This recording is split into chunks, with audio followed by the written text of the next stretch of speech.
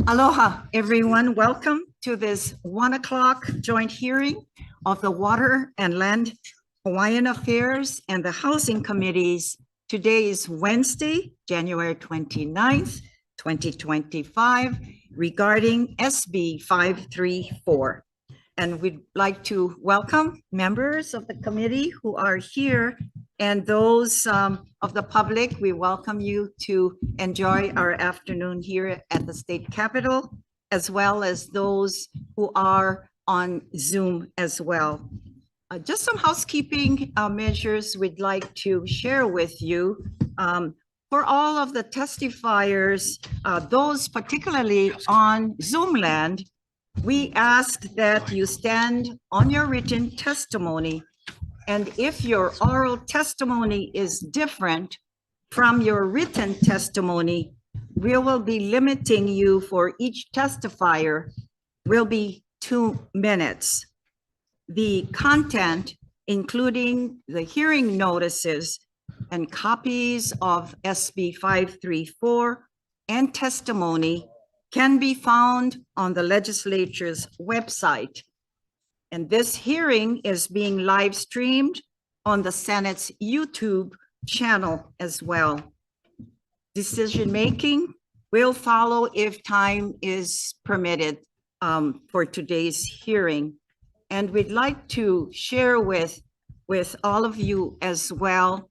You will see some movements here on this stage because we are already in session. Many of our committee members are in and out at their own hearings as well. So please bear with us. You'll see some of the members leaving, and you will see some of them returning, and some will be here that haven't been at the first part of the program or the agenda and will be joining us. So just to let you know that please bear with us because we are all here to do the people's work.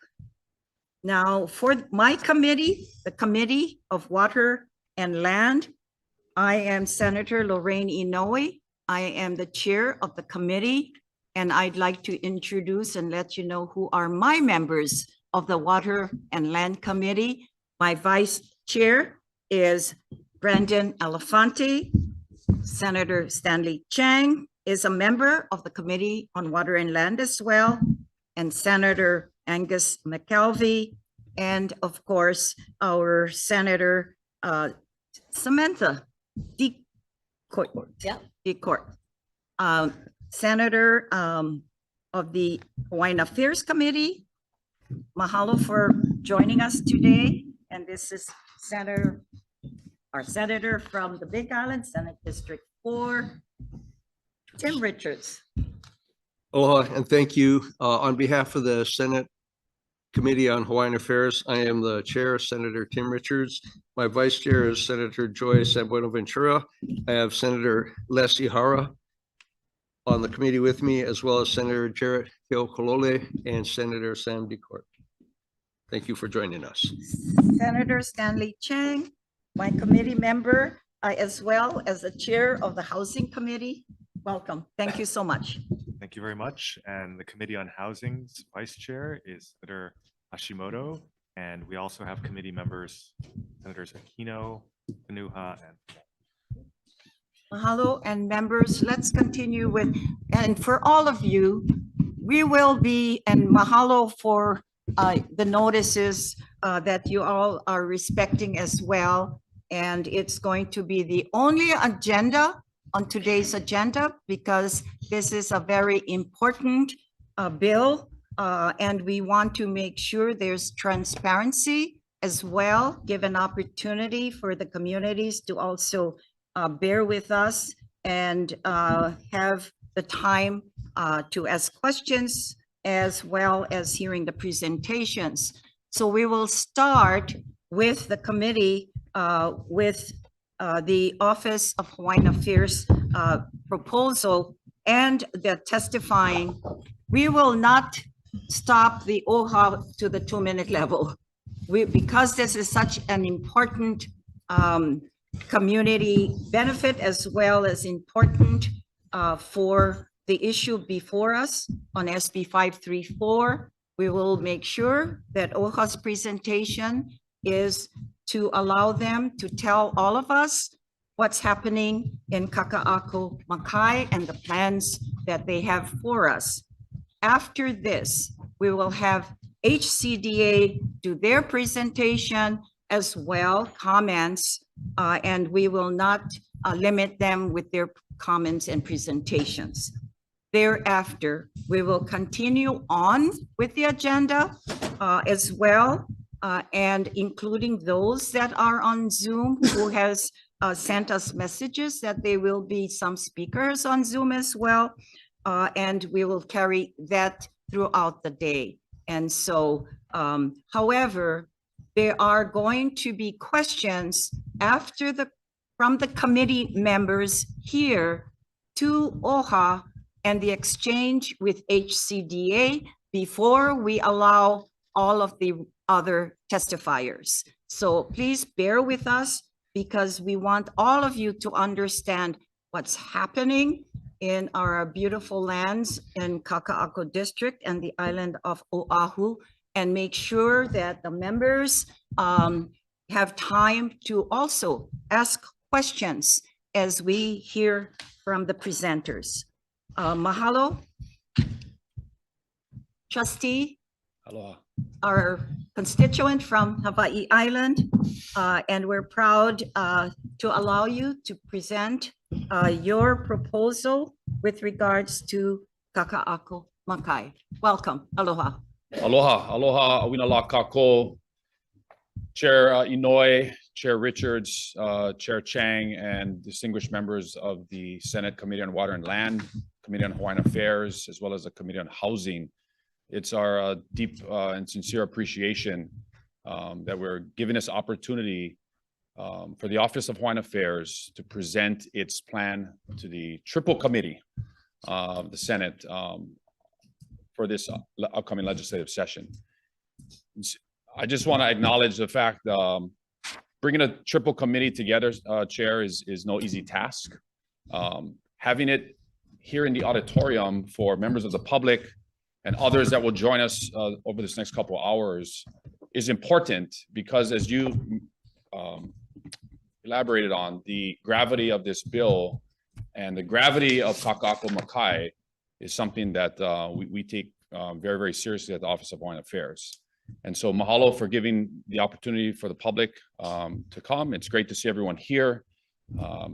We had a presentation on January 8th at Kupu where we had at least 200 people showed up for our community presentation, and that was a good thing because democracy at its finest was on display then, and it is on display now. And so it is my honor to represent the Board of Trustees as its chairperson and testify in strong support for Senate Bill 534 and acknowledge the senators that introduced this bill, that co-sponsored this bill, and we're looking forward to providing as much information in as much of a transparent way as possible to the plans that the Office of Hawaiian Affairs has for its lands. Okay. Mahalo.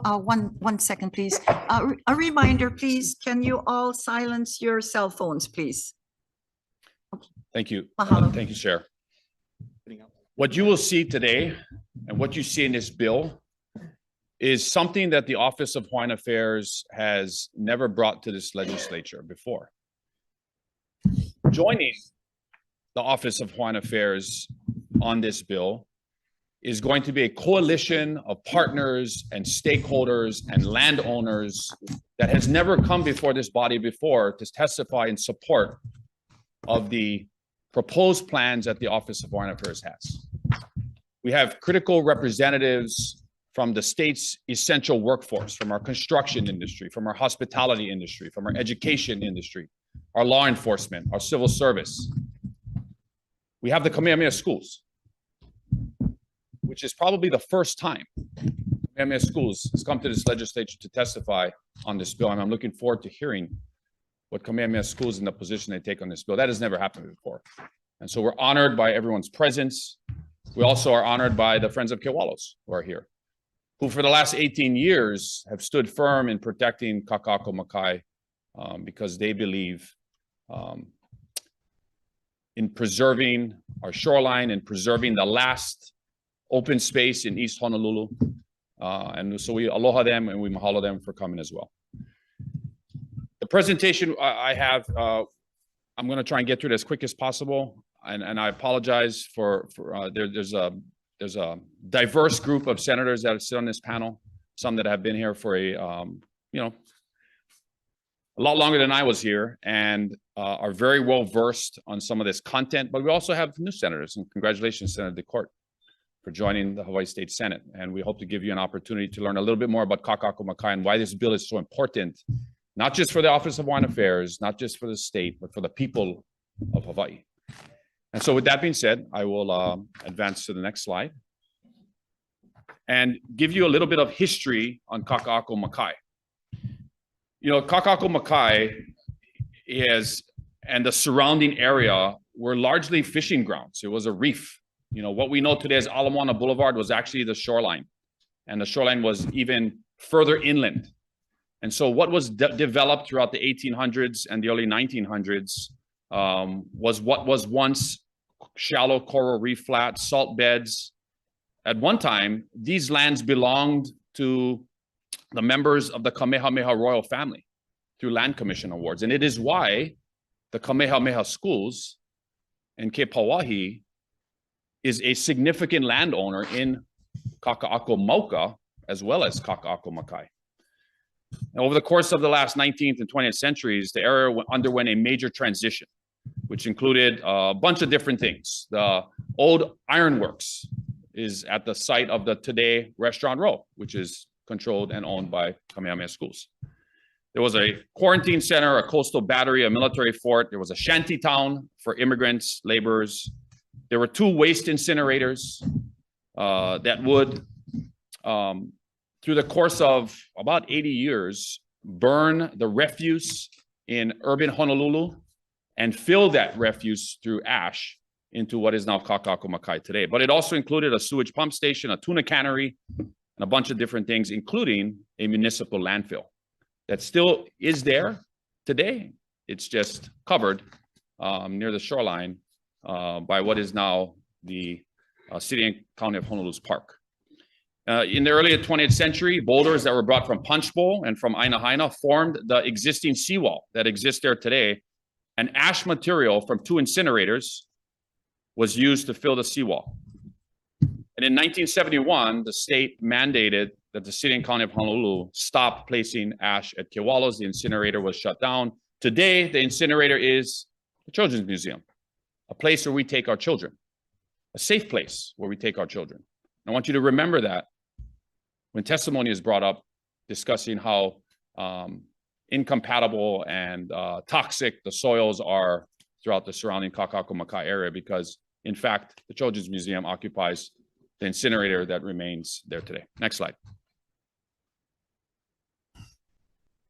In 1976, the Hawaii Community Development Authority was created. And in 1982, the HCDA Kaka'ako Community Development District boundaries were expanded at the time to include the land Makai of Ala Moana Boulevard. Height limits at that time were limited. They varied throughout the course of the years, but generally speaking, they were limited to 200 feet, and the area was zoned public open space. It also included industrial use, housing, commercial use along Ala Moana Boulevard, and for commercial development along Kewala Basin. During the administration of Governor Ariyoshi, who was big into planning, Governor Ariyoshi created the state's first state plan. Through the Office of State Planning, they published a master plan highlighting a future redevelopment of the Kaka'ako Makai area, noting that this would be an integral part of the state's waterfront revitalization program. Over the next decade, changes to the Makai area plan were proposed. I'll talk about those in a second. It flip-flopped between residential and not allowing residential over the course of the years, at least twice. But as the demand for continued housing in the urban core became so important, there was a need for housing, there was a need for commercial activity to fund the public uses. Next slide. In 1998, as I mentioned before, the Hawaii Children's Discovery Center opened at the old Honolulu Incinerator facility. This would serve as one of the first anchor tenants in the Kaka'ako Makai Waterfront Park. In 2002, the HCDA adopted the Waterfront Business Plan, which guided the vision, mission, and strategy for future development in the Kaka'ako-Makai area. That plan envisioned this area as a gathering place that should accommodate a mix of retail, commercial, and residential activities. That was just 23 years ago. The residential component was intended to provide the economic and social basis for a desirable urban live, work, and play community, which is what we see across the street in Kaka'ako-Mauka. Centered around a walkable mixed-use community. So these concepts were codified in 2005 in the Makai Area Plan and Rules. And in September of 2005, the HCDA selected Alexander and Baldwin to develop just under 37 acres in Kaka'ako-Makai. And A&B's initial proposal was to build 3 20-story residential towers. Next slide.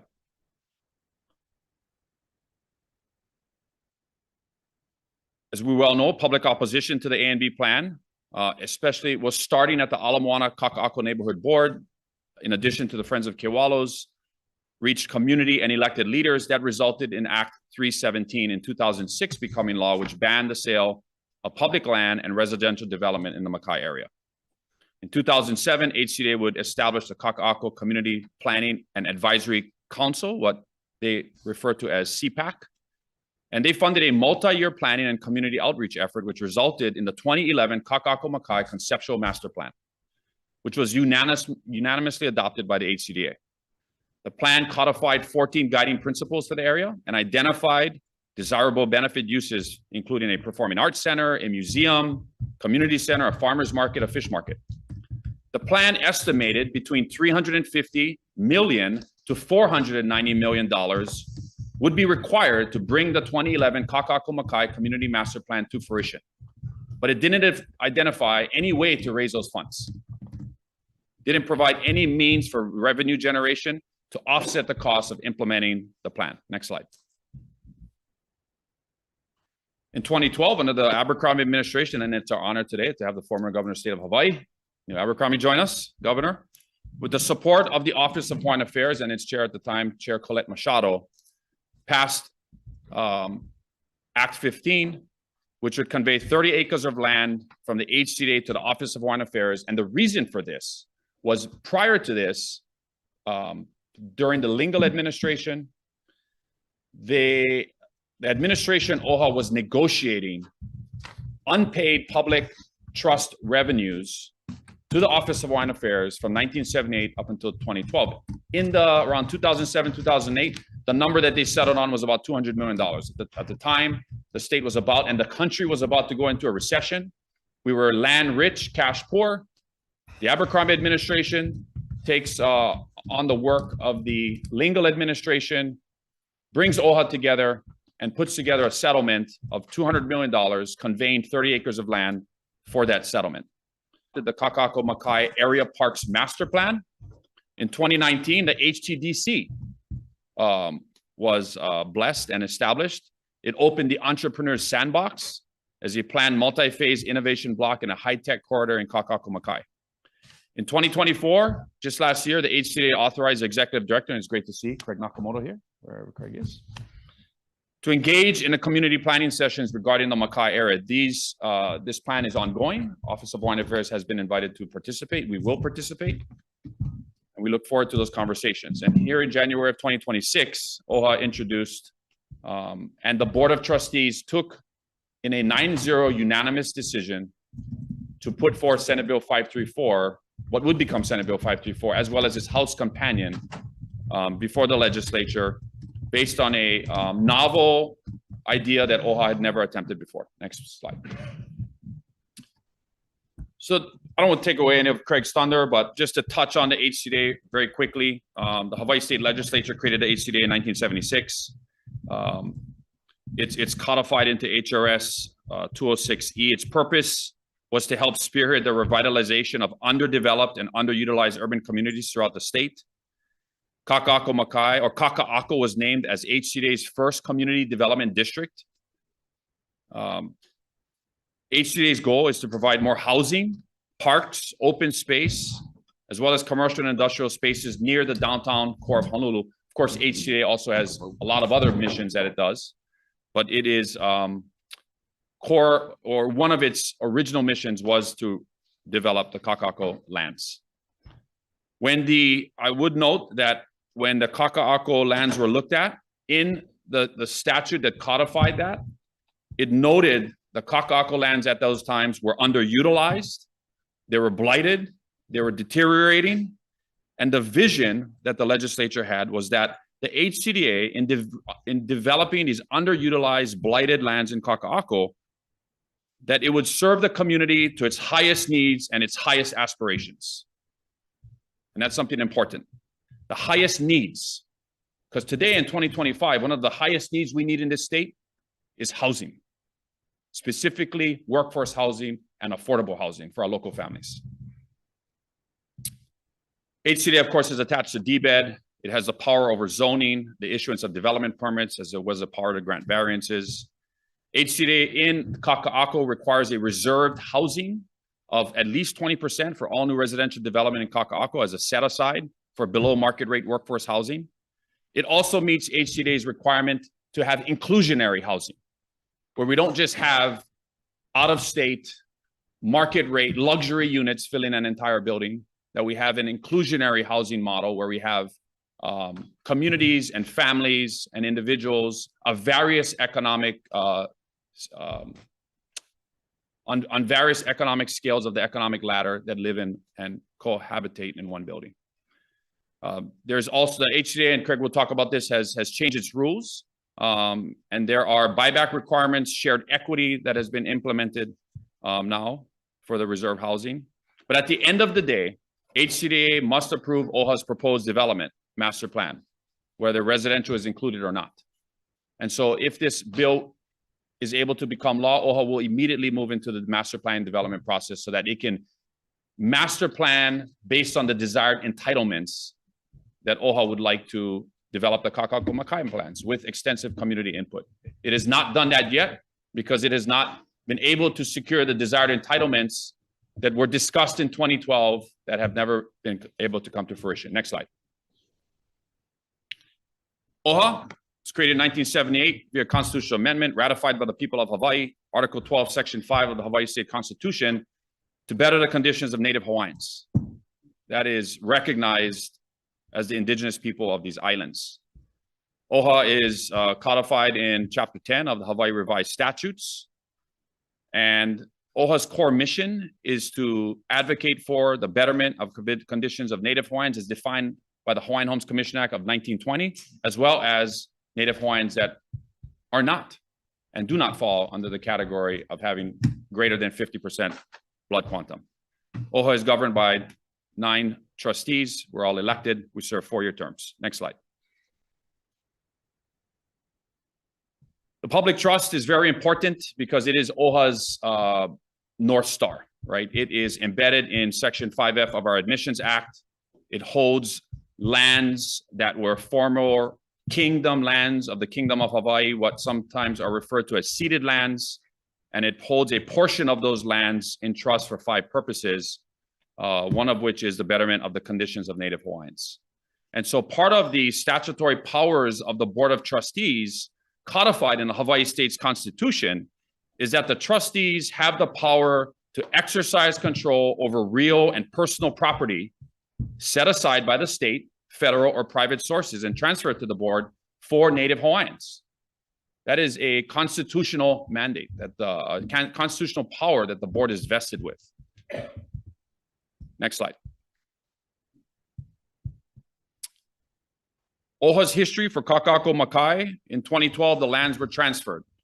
There were 2 bills. One was to transfer the land. The other one was to grant OHA the desired entitlements. The entitlements were not put into the bill transferring the land, and the entitlement bill did not pass. But in committee, in various different committees that oversaw this bill, the committee reports clearly say that it is the intent of this legislature to come back in subsequent sessions and be able to deliver the desired entitlements that the Office of Hawaiian Affairs desires, specifically because the $200 million settlement and the $200 million valuation in 2012 was based on the ability to develop residential housing in Kaka'ako Makai. That's what that number was based on. That's what the global settlement was on from 1978 to 2012 in unpaid public trust land revenues. Over the last 12, 14 years, OHA has never been able to realize the full value of those lands because it was based on a number that we are not entitled to develop to. So to make the Office of Hawaiian Affairs whole, to ensure that we're meeting the highest and best aspirations of our people and that OHA is meeting its mandate of improving the lives of Native Hawaiians, it's vital that OHA is able to realize the full economic value of these lands. And we have a way that we would like to do it that we feel addresses the most important issue in this state. When OHA commissioned a strategic action plan led by Group 70, it determined the estimated residual and land value of various land uses. And at the time, this is in 2013, the residential condominium price of a square foot of land was at $219 a square foot. But everything else, commercial, mixed use, rental apartments, retail, nothing that compares to residential. And this is market rate residential. This is not workforce housing residential. Next slide. This state is facing a crisis. It's not one that's unique to Hawaii and not one that's novel in 2025. We have been dealing with this crisis for decades. We called it the price of paradise. Books were written about it in the 90s. It's the cost of housing. It's the cost of living. But the single most important barrier to living in this state is the ability to own a home, the ability to rent a place. Wages have not kept up, inflation has not kept up, and our people are hurting. Uhero did a report last year that talked about that. There are more people that leave the state than are coming into the state. We lost 11,000 people in 2022 that went to the mainland. The number one reason, housing. It's too expensive. $1.1 million average single family home price on the island of Oahu. Local families cannot afford that. And so our best and our brightest are leaving the state. Our essential workforce that we desperately need are leaving the state. We're having to fly in teachers to teach our students because we don't have enough teachers because they can't afford to live in Hawaii and they'd rather live on the mainland. So housing is a critical challenge for this legislature to address. High interest rates. Right now, interest rates are 6.5%, almost 7%. High prices, low supply make housing extremely unaffordable in Hawaii. And as a result, out-migration, homelessness, local families and individuals are being priced out of the housing market. In 2023, a household in Hawaii needed to earn 183% of the median household income on this island to afford a single family home. In 2022, 87,000 residents left Hawaii for other states. 56,000 moved back to Hawaii, resulting in a net loss of 11,000 people, a domestic outflow of people that left this state to go to other places on the continental United States. Number one reason, based on surveys, the high housing costs. So our workforce housing shortage is forcing locals and local families to leave. Like I mentioned, the average single family home on this island is 1.1 million. The average condo is 541,000. Housing and Urban Development, HUD, defines affordable housing as spending no more than 30% of your gross income on housing costs. HUD calculates the area median income. HHFDC can't calculate that. City and county can't calculate that. You can't calculate that. That is defined by HUD. The area median income on the island of Oahu is $121,000 for a single individual. So a typical 140% area median income household is a HFD fireman, a policeman, a DOE teacher. They have one child. And that gross annual income for that example is $175,420. That's what that husband and wife make with a single child. Next slide. HHFDC is a critical part of this as well. It's the primary agency charged with overseeing housing, financing, and development in Hawaii. HHFDC's focus is providing affordable housing for residents by working with developers to develop projects at below market prices. That is defined, workforce housing is defined as 80 to 140% of AMI, what we know as the gap groups, right? These are individuals that they don't make enough money to qualify, or they make too much money. They're in this gap, right? They make enough money where They can't get subsidies, and they can't afford the $1.1 million home, so they're in the middle. And so to apply for an affordable housing condo, an applicant must meet the following requirements. You must be a U.S. citizen, 18 years of age, legal resident state of Hawaii, physically reside in a unit that will be purchased, and not only 50% interest in any property worldwide, and be pre-qualified for a loan and meet the income eligibility requirements. Next slide. 201H. 201H is a process that offers financial incentives to affordable housing developers. That's basically it. These incentives include low-income housing tax credits, otherwise known as LIHTC, tax-exempt revenue bonds, and low-interest loans. It allows developers to expedite the review process and or to seek exemptions from certain laws and rules of any government agency related to planning, zoning, and construction standards. What is the requirement to trigger 201H? It's 50% plus one unit. If a developer is willing to build an affordable housing project and dedicate 50% plus one unit of those units to workforce housing, between 80 to 140% AMI, they can apply to the 201H process through either HHFDC or the City and County of Honolulu here on this island, and allows HHFDC, with the approval of the City and County of Honolulu, to apply for increased density, increased heights. It also allows the waiver of sewer fees, of building permit fees, of setbacks, all with the intent to improve the economic feasibility of the project. A developer wants to build to 60% of affordable, and it triggers a general excise tax exemption, which in some projects can mean $100 million of savings. Because at the end of the day, the developer needs to pencil the project out. And it's going to use a buffet of financing and real estate strategies to pencil that project out. Developer is not going to build a project to lose money. So they have to be able to pencil a project out. 201H allows that process to do that if the developer meets at least 50% plus one, or even raises it higher to 60% affordable. Next slide. I'm going to skip these slides. These slides, senators, show the Honolulu County income schedule by family size. These are right off HHFDC's website. As you can see there, the median income is $120,100. But this generally gives you an idea of what a limits by family size would be in terms of the percent of income that the individual would have to make. Next slide. Okay, let me skip these slides. Okay, let's stop here. There's been a lot of discussion about what is affordable and what is workforce, because affordable is not affordable. So some say.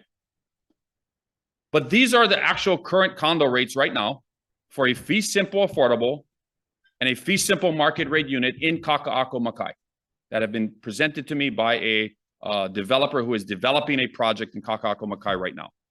So for a fee simple affordable rate unit, which is 140% AMI or below, as set by HUD, a one bedroom, which averages 520 square feet, is currently the starting price is $370,000. $370,000 for a one bedroom, 520 square foot unit. The average price is $469,000. The maximum price is $606,000. But to get a basic unit, one bedroom is $370,000. A two bedroom is $521,000. Square footage is a little bigger. A three bedroom is $695,000. The fee simple units are going to be larger in size. For a one bedroom, price starts at $662,000. Average unit is $737,000. This is for a 632 square foot, one bedroom condo, fee simple market rate unit in Kaka'ako, Makai, being built on Alamana Boulevard right now. A three bedroom approaches $1.1 million. And the average unit is $1.16 million for a market rate, three bedroom, 1,091 square foot unit. But the affordable rate units, the starting price is attainable for individuals, many of them that are part of our essential workforce today, that want to get out of a rental unit or want to get out of living with their parents at home to own their first fee simple condo for the very first time in their life. It is attainable for them. Next slide. So let's talk about our bill, Senate Bill 534, which the Office of Hawaiian Affairs presents its testimony and strong support. The bill is titled Relating to the Hawaii Community Development Authority. It presents a framework for residential development in portions of Kaka'ako Makai. It allows the HCDA the ability to approve residential development. HCDA cannot do that right now because it is following the law. And the law says you cannot have residential development Makai of Ala Moana Boulevard. This is a different situation than it was in 2006. And this legislature, these are why the people of the state of Hawaii elected you to represent them to make the best policy decision possible. And you have the ability to reverse the residential prohibition in Kaka'ako Makai and give OHA the opportunity to develop residential housing. The bill also provides other measures that I'll discuss in terms of residential framework, and I'll get into the specifics on the next slide. Our bill focuses on one thing, and that is to be a part of a whole of government effort to build workforce housing in the urban core, period. And when I mean a whole of government effort, I don't just mean OHA and the state of Hawaii. I mean the Kamehameha schools. I mean our construction industry. I mean our hospitality industry, our healthcare industry. So we can provide the state's essential workforce, those that want to live in the urban core, Hawaiian or non-Hawaiian, the ability to live in Kaka'ako Makai. But we have a unique and novel idea of how we can help Native Hawaiians, because at the core, that is OHA's mission, to get Native Hawaiians into housing, affordable housing, fee simple housing. So first and foremost, the bill asks for this legislature to repeal the residential housing prohibition in Kaka'ako Makai, but it does it differently than it had in the past. It defines a specific geographical area, allowing HCDA to approve residential development on certain parcels as part of OHA's Kaka'ako Makai master plan. And I have a map that we'll distribute. We also have it on the screen. I'll show you in a second. It asks the legislature to raise the building height limit on the parcels along Ala Moana Boulevard from its existing 200 feet to a maximum of 400 feet. It statutorily requires 50% plus 1 unit of all residential housing in that Ala Moana Boulevard corridor to be dedicated to workforce housing, minimum. That would be to households that make 140% or less the area median income for the island of Oahu. It takes an existing precedent that this legislature already passed 2 years ago, when it desired to utilize underutilized Department of Education land. The DOE has one of the largest land holdings in the entire state, our schools.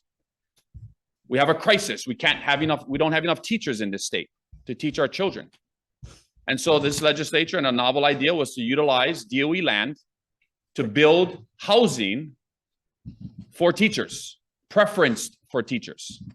So this bill takes that idea and it expands it to 5 additional essential workforce categories that we think are vital and critical to the state. It includes, so any applicant for, or anyone that is applying for residential housing in the proposed OHA workforce housing development corridor that works within a 5 nautical mile radius of Kaka'ako Makai, which touches all of Waikiki, the University of Hawaii, and all of downtown Honolulu, including where the main healthcare hospitals and healthcare centers are. It creates an essential preference for these 6 categories: healthcare, education, law enforcement, civil service, the construction industry, and the hospitality industry. So if you work in one of those 6 essential workforces within a 5 nautical mile radius of Kaka'ako Makai, you will get a preference when the building is ready for the lottery. And that gives that individual an advantage to get one of those workforce housing. So our teachers, our University of Hawaii faculty, the individuals that service our hospitality industry and clean our hotel rooms, our construction industry, the bedrock of our state, and building everything that we see around us. We want to provide housing for those workforce families. The bill also does something unique. It statutorily requires owner-occupant housing for every single residential unit in Kaka'ako-Makai. The message is we are not here to build housing for out-of-state investors. We are not here to build housing for people that are looking for investment properties. We are here to build housing for owner-occupants, affordable housing, workforce housing, preferenced around the state's 6 essential workforce categories. Next slide. The bill also establishes a Kaka'ako-Makai special fund. OHA has a proposed amendment for that. This fund would be used for basically park maintenance, additional free parking, ocean recreational access, cleaner bathrooms, more showers, to make Kaka'ako-Makai safe, security, everything we want in a safe community. Because if you go down to Kaka'ako-Makai tonight and go walk around, it's not a pretty safe place to be.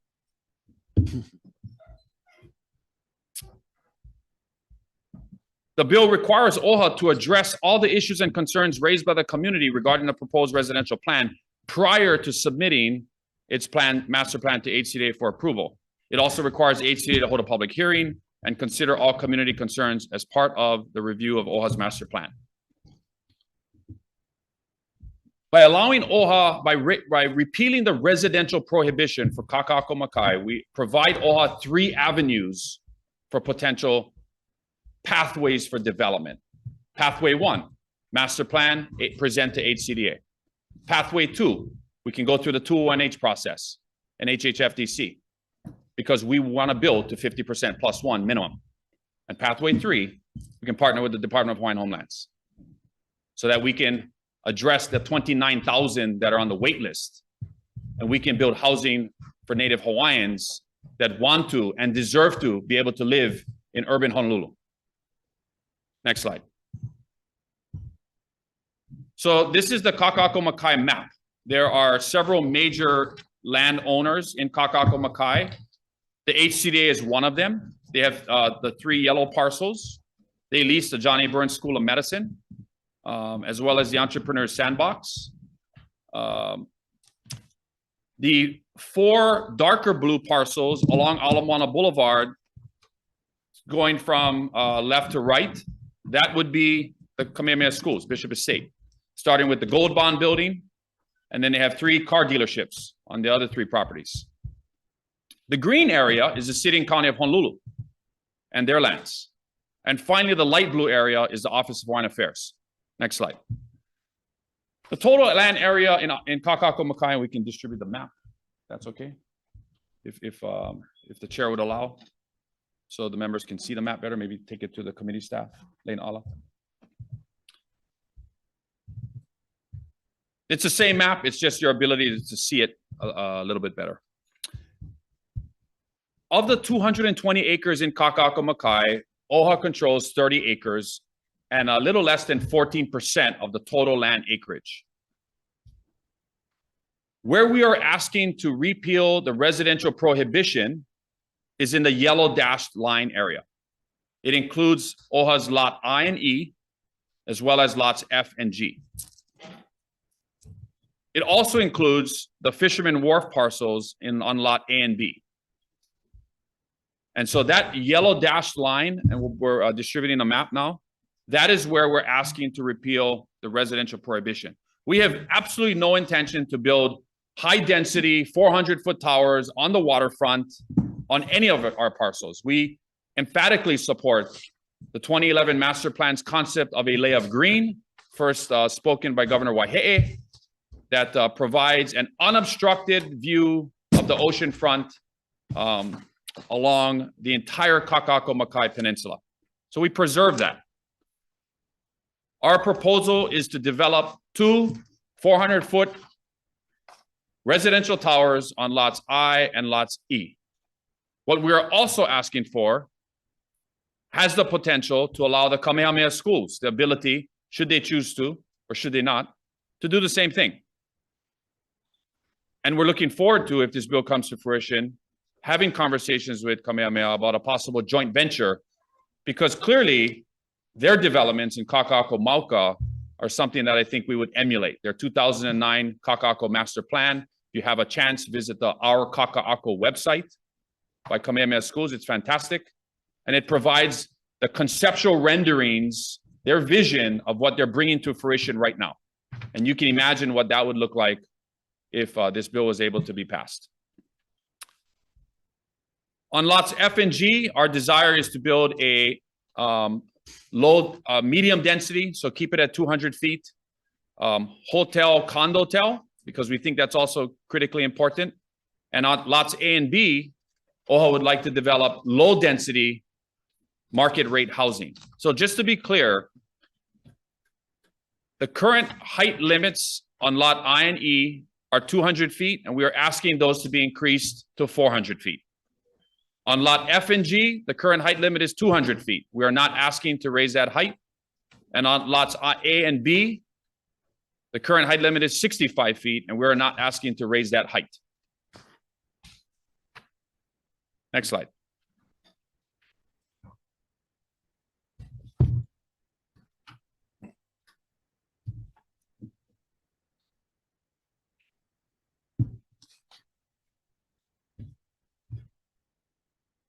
Two of our amendments that OHA proposes in its bill, you know what, can you go back one slide, Stacy? Two of our amendments that we are proposing in our bill, there's two things that you need to build high density housing, workforce housing specifically, 400 feet, which is what is being built across Kaka'ako Mauka. You need the height, 400 feet. You need the density, otherwise known as the floor area ratio. The current floor area ratios that exist on lots I and E are not ideal and or really compatible with workforce housing and the ability to have the most affordable prices for its occupants by building as dense as possible. So we're asking in our amendment only in the lot I through E corridor for not just the 400-foot height limit, but the increase of up to 10.0 in the floor area ratio, otherwise known as the FAR. That's important, and I'll leave it to Kamehameha Schools and the land development experts to answer any questions on why floor area ratio is so important. When you're dealing with market rate units, lots A and B have a floor area ratio of 1.5. That's fine. But for us to really develop how we are proposing to develop, we need that floor area ratio increased. 7 to 8 would be acceptable. We can live with that. 10 would give us the maximum flexibility. So those are our two. One amendment is to increase the floor area ratio to up to 10.0 in the area that we're asking for 400-foot height increase, which is between lots I and E. Next slide. And the second amendment is when the special fund was written into the bill, it was to be expended by the HCDA to be used for various services that I discussed earlier. But in consultation with our Board of Trustees, we felt that OHA would be the best agency to expend those funds, and that OHA didn't want to, I guess what would be the word? Like not require the other landowners to take care of their lands. Let's say the City and County of Honolulu. So OHA would take care of its lands that it controls and do all the things that we want to talk about and in some joint area uses. But we don't want to relieve other landowners of also taking care of the things that they need to take care of. Sidewalks, security, et cetera. So our amendment is to, for your consideration, is to, we propose new language in our testimony to have OHA expend the Makai Special Fund and to focus it on specific items towards OHA's lands, or if executed with other landowners in a memorandum where we all have a shared responsibility for these lands, then we can dedicate some resources to that. The fund would be funded by maintenance fees that would be assessed to each residential homeowner, and this would be a nominal fee. One of the biggest issues with developing housing, especially high density housing, is the amenities.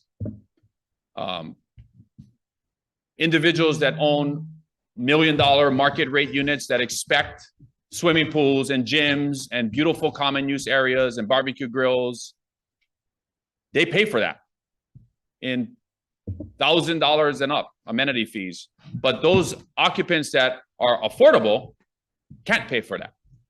And so striking a balance between that amenity fee is going to be very important so the project can pencil out. Next slide. This is what a proposed residential high-density development unit would look like if this bill was passed. First and foremost, the most expensive thing for any developer to develop is the land. OHA brings that to the table. OHA is not going to develop a building. We don't have the expertise. We don't want to have the expertise for that. There are much smarter people and developers that can do that. And we're looking forward to those relationships with Kamehameha Schools and others that have the expertise in how to do this. But OHA brings the land to the table. It owns the land. It retains the land. OHA would retain the podium, what is known as the first and second floors of the building. That's where the commercial use, the activity, the restaurants, the Merriman's, the Starbucks are. That's where the activity and the life is.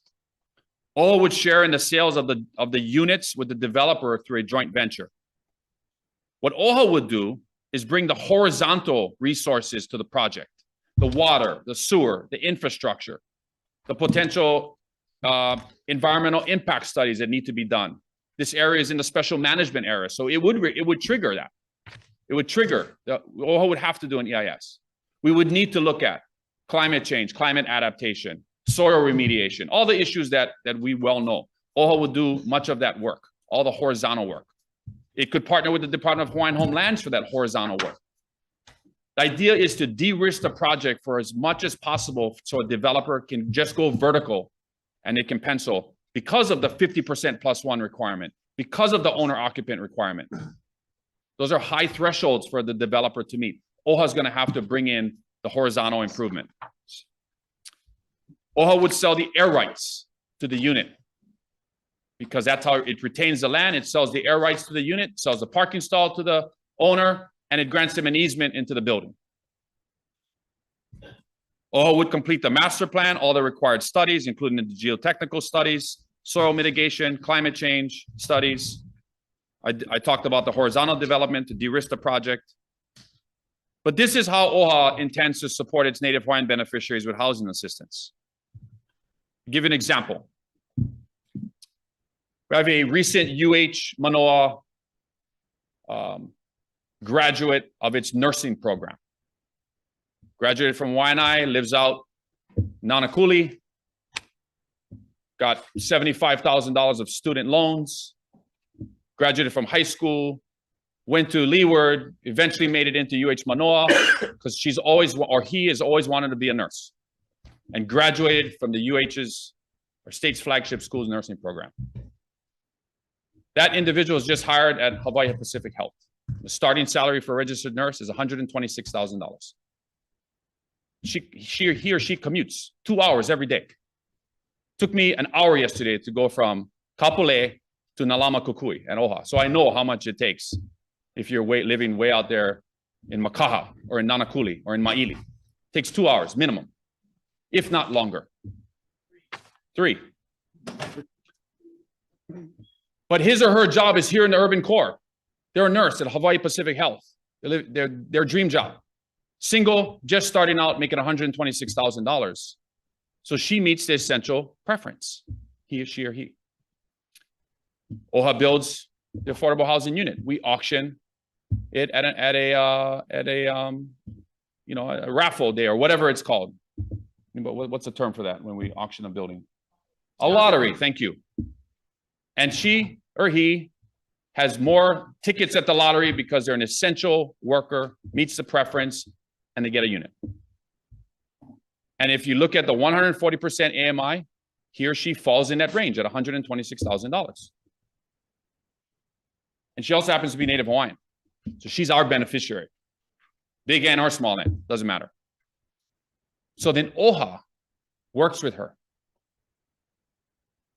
And OHA goes to one of our local banks, which we're in the process of right now, to present a novel financial instrument for this borrower, this pre-qualified borrower. OHA owns the land. We have one of the most important things that a developer needs. And what a bank would recognize is if we can collateralize that land, and OHA can guarantee the loan for that borrower because we own the land.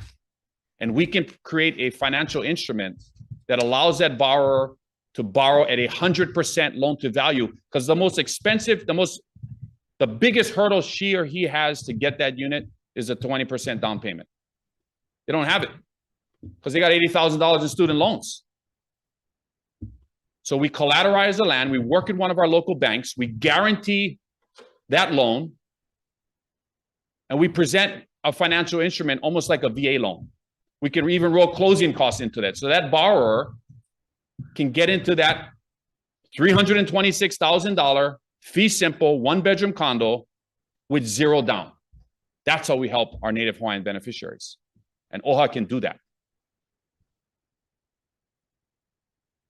We can also partner with DHHL, and we can build housing for waitlist applicants that want to live in the urban core and are willing to live in a condo rather than a single family home.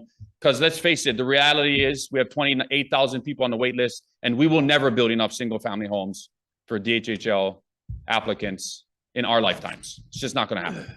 We have to look at going vertical. We have to look at other means of housing. Next slide. There are environmental and climate issues in Kaka'ako-Makai. We are not blind to that. Developers across the street are dealing with the same issues. Just walk on Kaka'ako on Ala Moana Boulevard and just look at the current project being built by the Kobayashi Group, the Aliyah project. They are hauling out material from that project site because that's what the Department of Health requires. There's opportunities to do cap in place, which is what was done at JAPSOM. But when you want to go residential, you have to meet the highest standards of development because people are going to be living there. So if there's any types of high levels of toxicity in the soils, those likely have to be removed. Ideally, cap in place is a safe way to do it. But right now, depending on the studies done and the toxicity levels in the soil, which all of the areas experience, it's not just unique to Kaka'ako-Makai, it's across the street as well. That soil has to come out. But we've also, and are in the process, we're working with SOEST, and we are going to work with SOEST and Chip Fletcher, who has presented various different sea level rise studies to the Department of Transportation and Ed Sniffen and his team. And we are going to be working on that as well and using that type of modeling. Next slide. We also, if I go back to the soil piece, are in conversations with the EPA. And I've already had conversations with Congresswoman Tokuda to see if there's federal funding that we can use with EPA's Region 9 to be able to use federal funding, not just for the bulkhead, which we need some serious money for, that maybe HCDA would be asking for, I'm not so sure. But we will need money to recycle and repurpose these lands. But make no mistake, that is what EPA Region 9 does, is it recycles and repurposes previous lands that were contaminated. This is not something that cannot be done. It can be done. We built JAPSOM, we built the Children's Center, we have a park, we can do residential housing safely in Kaka'ako-Makai. And so that is the summary of our bill. At the end of the day, 18 years later after residential prohibition was implemented, Kaka'ako-Makai really has not changed much. Hasn't changed much. And that's not progress for Hawaii. That's not moving the state forward. That's not developing a world-class live, work, play community that we want to have here in Honolulu, in urban Honolulu. And so OHA is genuine about transforming this place into something that is and addresses the most pressing needs of Hawaii's people while also preserving the rich cultural heritage of the Hawaiian people that all of Hawaii will benefit from. OHA is committed to responsible development. We're committed to the Lay of Green. We're committed to an open ocean promenade along the ocean. We're committed to open parks, spaces, and public access. We are committed to building a Native Hawaiian Culture Center that I know is very important to Senator Kim. The best place to do it is in Kaka'ako-Makai. One Native Hawaiian Culture Center. We should have Native Hawaiian Culture Centers throughout the Pai'aina, but here in the urban core, we should have one in Kaka'ako-Makai, and we will have one in Kaka'ako-Makai with your help. We are also open to whatever great ideas the community has, including our community partners and stakeholders. Whether it's a marine science research facility, an aquarium, an open market, fish market, team lab, incubator hub, performing arts center, museum, civic resources, we can really do something special in Kaka'ako-Makai. What we are trying to do at the Office of Hawaiian Affairs is think about Kaka'ako-Makai 30 years from now. What is the infrastructure we need to put in today to plan for 30 years from now? Because this is a multi-decade development. It takes 7 to 10 years to develop a 400-foot residential tower. Minimum. So even if we were to start on Lot I with our first workforce development tower, it's going to take 7, 8, 9 years before you ever see that building and have people living in that building. And so, Madam Chair, I'm going to wrap up my testimony by just giving you this assurance that OHA is committed to creating a cultural gathering place for all the people of Hawaii that balances our culture, our commerce, while preserving the Kaka'ako-Makai area so local residents, we can play, we can surf, we can fish, we can continue to experience the ocean recreation activities that we love, while also giving the opportunity for our people a place to live in the urban core for an affordable price. So with that, I'll stop my testimony and thank you so much. Thank you. Thank you, trustee. Members, let's hear from HCDA, Craig Nakamoto. And IT, if you're there, is the Attorney General available now on Zoom? Is someone from Attorney General? Okay, so HCDA, next, please, Craig Nakamoto. Mahalo. And then followed by the Attorney General and members. That's when the questions will be forwarded to all of you as well. And then after that, we'll be following with testimonies from the general public. Thank you. Aloha. Thank you, Craig, for being available today.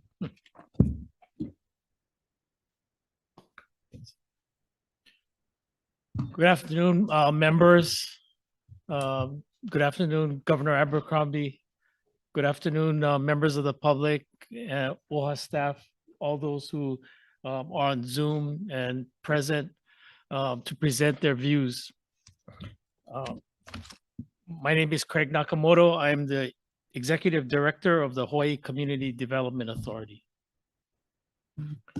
Leading up to today's hearing, Chair Kahele and his team have presented their views to various groups, the media, and members of the legislature. So I'm happy to have this opportunity to share our views.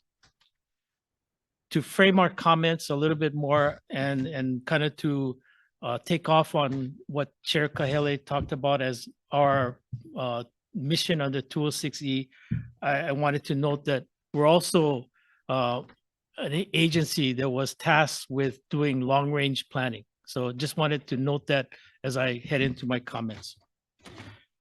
To further frame my comments for today and to build on the concept of a planned development and planning, I just want to note at the outset that our comments are intended to be agnostic to any side. They're agnostic to landowners or agnostic to any other community groups. I just want to focus my comments as an executive director of the state agency that's tasked with planning and redevelopment for all of the Kaka'ako community development, including the Makai area, and just focus on sound planning principles. Before I kind of start sort of my prepared testimony, I just wanted to kind of hit on some of the comments the Chair Kahele presented and maybe provide a little bit more illumination on some of them. As I mentioned, our role is not entirely based on housing, as the chair mentioned. We do have a housing component. In recent years, the board has tasked me to do more housing in the district. And in fact, we are working on 3 housing projects within the district, as some of you know. So I just wanted to emphasize that. We share that in common with the Office of Hawaiian Affairs.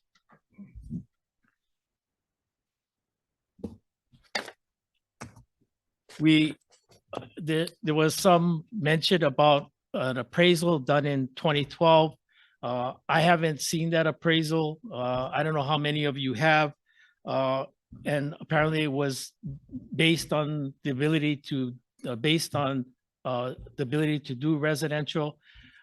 And all I can say about that is I'm sure both parties to that transaction procured an appraiser to do the appraisal. I'm sure they also hired, a qualified appraiser to do it. And I'm sure any qualified appraiser would have taken into account the entitlement and zoning at the time, which were that how residential uses were not allowed in Kakaako Makai. Chair also mentioned 201H and the desire to build 50+1 units. He talked about the benefits of 201H, namely that it allows exemptions from certain land use and like setbacks, height, density, and so forth. But I also want to note that 201H or use of it also brings burdens as well. 201H, if he's going to use 201H, it has benefits and it has burdens such as a regulated term, equity sharing, and other things to ensure affordability. I'm gonna, one of the things that Chair touched on was building for owner occupants, and I'm gonna make some comments later on about that. He also talked about the boundaries, and I'm gonna discuss the boundaries in my specific comments, but the boundaries are important because the boundaries that designate parcels for 400 feet and residential need to be made clear. The boundaries include lands that are owned by HCDA. They include lands that are owned by the city and county, namely the Gateway Park. And especially for the lands that are owned by HCDA, those include lands that the Pacific Gateway Center sits on. That is the senior center that former Senator Gualtieri was instrumental in starting. It includes the sheriff's quarters, and it also includes the new pump station, the city's pump station. So to me, those lands shouldn't be identified in those boundaries, and I'll probably ask that they be taken off. I'll hit touch on the maintenance fees and the in the latter part of my testimony. So if I can, let me just kind of go back in history a little bit. The last time that OHA's bills were being considered, I remember going through the committee hearings, and after the hearings were done, there was a lot of dialogue back and forth, a lot of good discussion about the bills at the time. I promised Chair Lindsay, Chair at the time, that my staff and I would be available to discuss proposed development plans with OHA. My door would always be open. My staff would always be available to discuss with them development plans other than residential. So since then, we've met with OHA staff on proposed development for their Lot I, the former site of Reuse Hawaii. It was a development that was gonna kind of take up some of our Lot C where the sandbox is. We've also met and worked jointly on a proposal by Regent Sea Glider. And this is 100% sustainable sea glider that is being tested right now. And we talked about a possible terminal on the site of the former Fisherman's Wharf. We signed an MOU with the Hawaii Sea Glider Initiative. I believe OHA has done so as well. So my point is that we've worked with OHA on development, and I'm trying to live up to that promise to then Chair Lindsay. I want to reflect a little bit on sort of where I think OHA and we stand. And I thought the best way to do that was to look at areas where we disagree. And this will be a preface to my first comments, general comments. I think we both agree that we want development in Kaka'ako Makai. They want development for the reasons eloquently stated by Chair Kahele.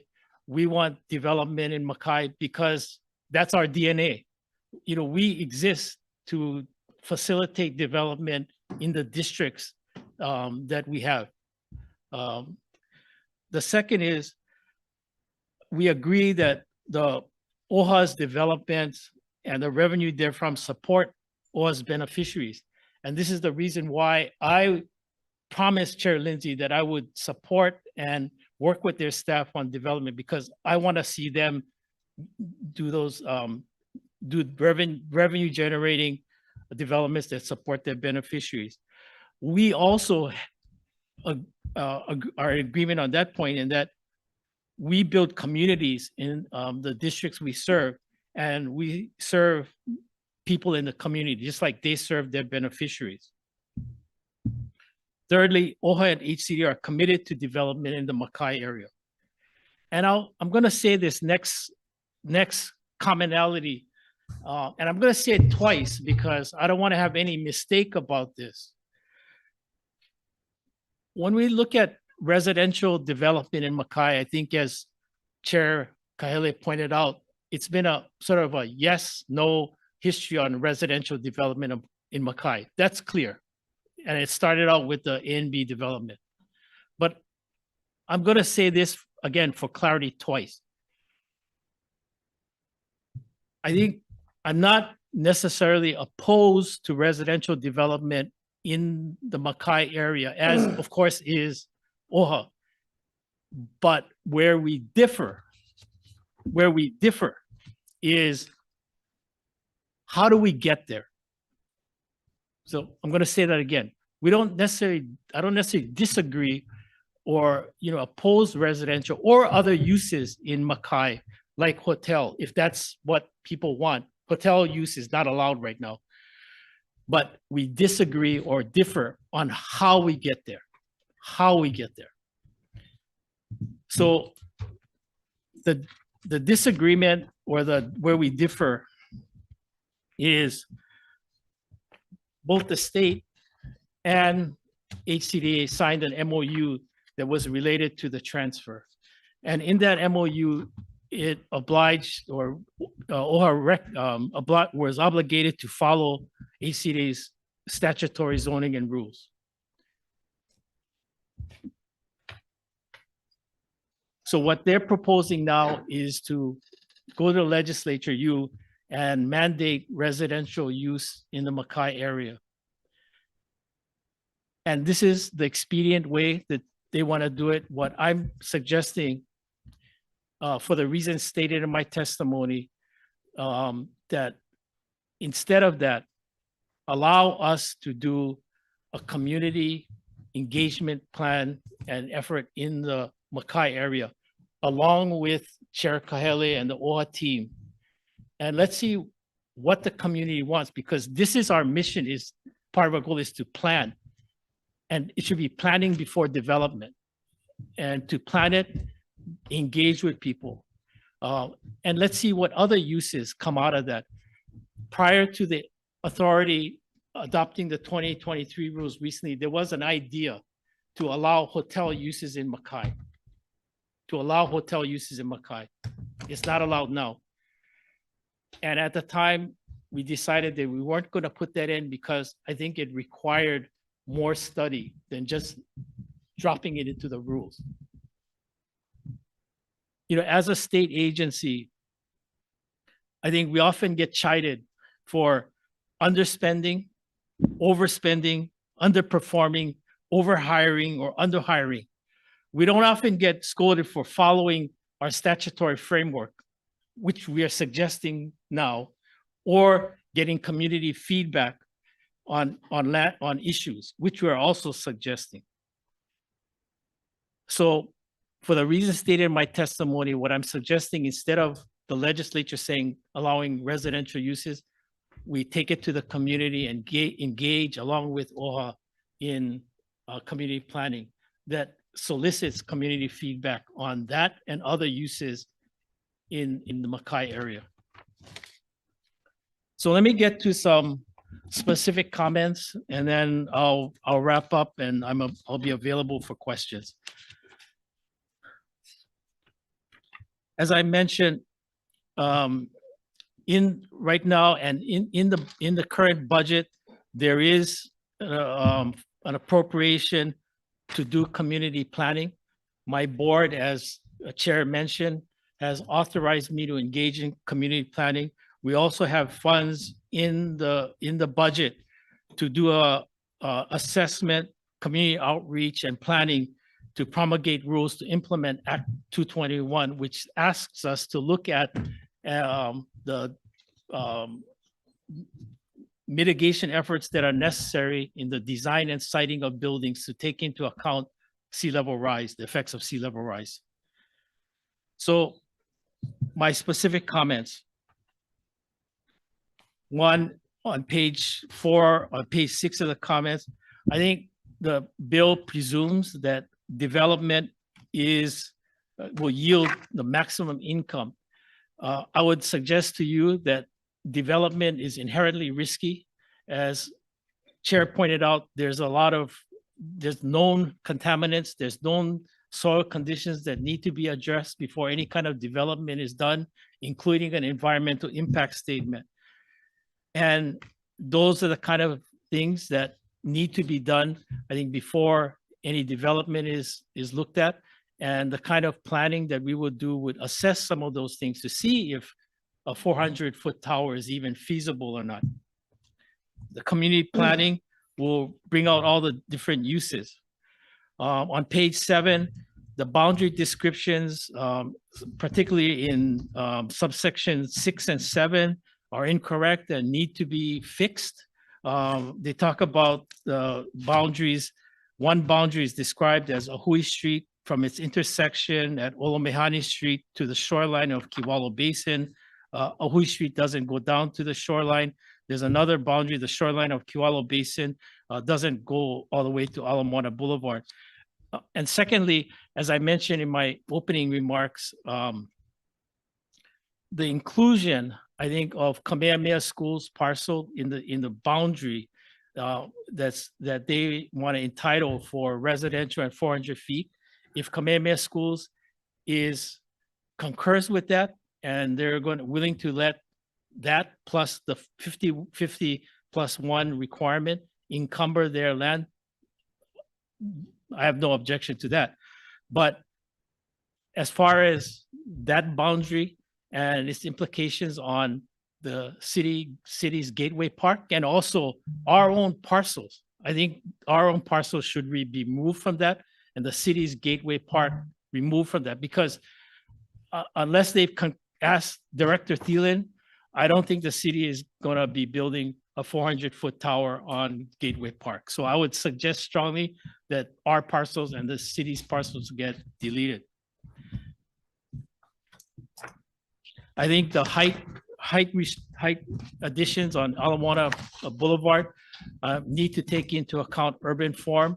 I think they also, at least for 1 or 2 parcels, need to take into account FAA requirements for flight paths, and also should be considered. There's some references to hearing requirements in there. If their hearing requirements are going to be exempt from Chapter 91, i.e. that they're going to go out and do their own pre-hearings and community outreach, that's going to be exempt from 91, I'm okay with that. But I want to make clear that whatever hearings we do right now for development permits, it's a quasi-judicial process, and it's based on a record, and that should be clear that we're gonna stick to that kind of quasi-judicial hearing for our public hearing, which is we have a presentation hearing and we have a decision-making hearing. Environmental reviews need to be done. Whatever happens with this bill, even if we do a planning effort, if we're going to suggest different heights, different uses, including hotels or other things. I think an environmental impact statement needs to be done, whether it's done by HCDA or OHA, it has to be done. I want to turn now to reserve housing. So as I mentioned, I think OHA and HCDA kind of share that in common. They want to build housing. We also, as a sort of a ancillary mission to our agency, we want to build housing. As I mentioned, we have 3 housing projects right now in Kaka'ako, Mauka that we are working on. A rental project, 99-year leasehold project that is part of Act 97, and then a supportive housing project. So the agency is invested in housing. The board has said, look, Craig, you go and find innovative ways to do housing in the district. So support that. But I just want to point out, one thing, one or two things with the housing ideas. And I'm again prefacing this by saying I'm supportive of housing. So they talk about it as workforce housing. The requirement for owner occupancy is tied into our current condo statutes, 514B. That owner occupant requirement is for 365 days. That owner occupancy requirement is for 365 consecutive days. So without anything more, I think the question is, after the 365 days has elapsed, and with nothing more, will somebody who's the owner of that unit can sell that unit to somebody, a foreign investor can sell that unit to anybody, so they've lost affordability. It seems inconsistent with the workforce housing notion. Other thing is, again, as I mentioned, with the 201H requirements, also the 201H requirements require a regulated term of 10 years. And that's the burdens of using 201H. Chair mentioned the benefits of 201H, and I agree with that. Also, the 50+1 requirement is only for certain lots. On the other lots, I'm going to presume that HCDA's reserve housing rules for the whole district apply, and that they're going to build at least 20% of those units, residential units, as reserve units. Now, currently, our reserve housing rules require a 10-year regulated term where they have to be owner occupants, and there's equity sharing, and there's buyback provisions. So just want to let you know that. On the landowner assessment fee, I'm glad that OHA amended the bill to have them collect the fees. This was not something that I wanted to do, and I think they should collect it. The only thing I would note is this.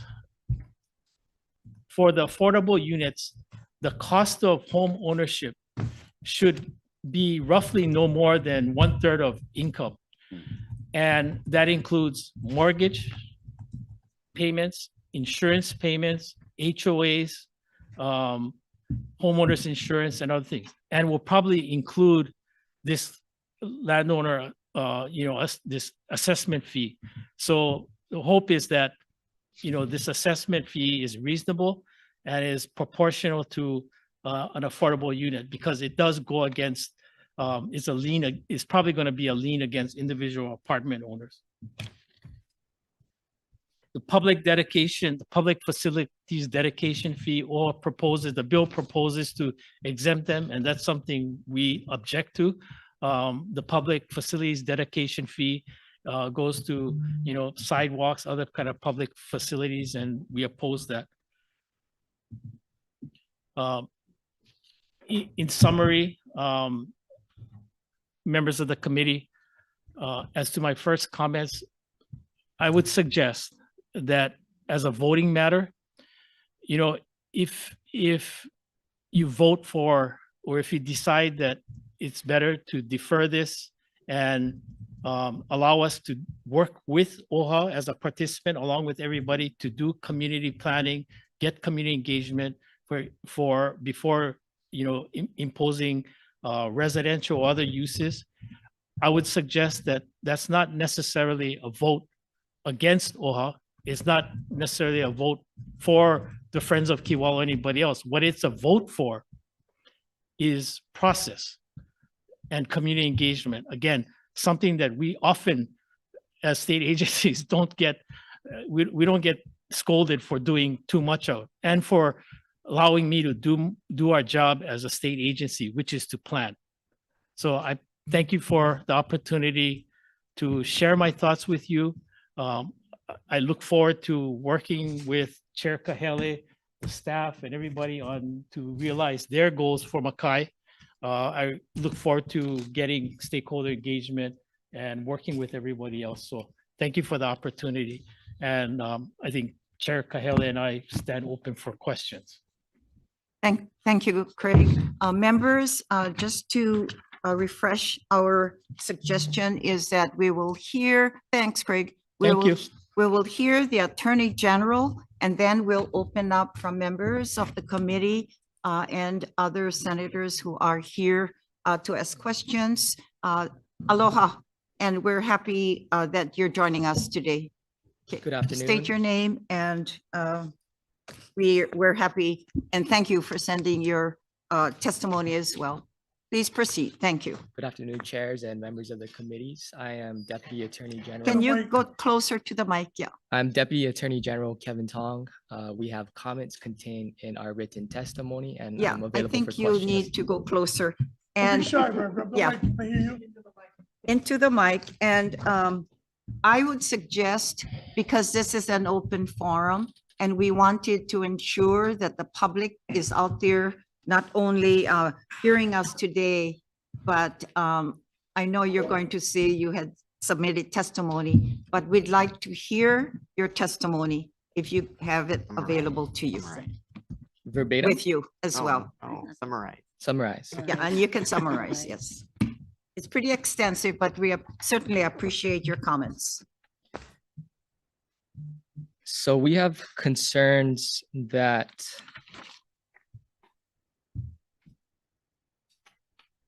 this bill could be challenged in certain portions as special legislation in violation of Article 11, Section 5 of the Hawaii State Constitution, as well as authorizing an illegal tax in violation of Article 8, Section 3 of the Hawaii State Constitution. But I understand from Chair Kahele's testimony that they are proposing to amend the association fee language. So if you don't mind, I would skip over that part of our testimony. Thank you.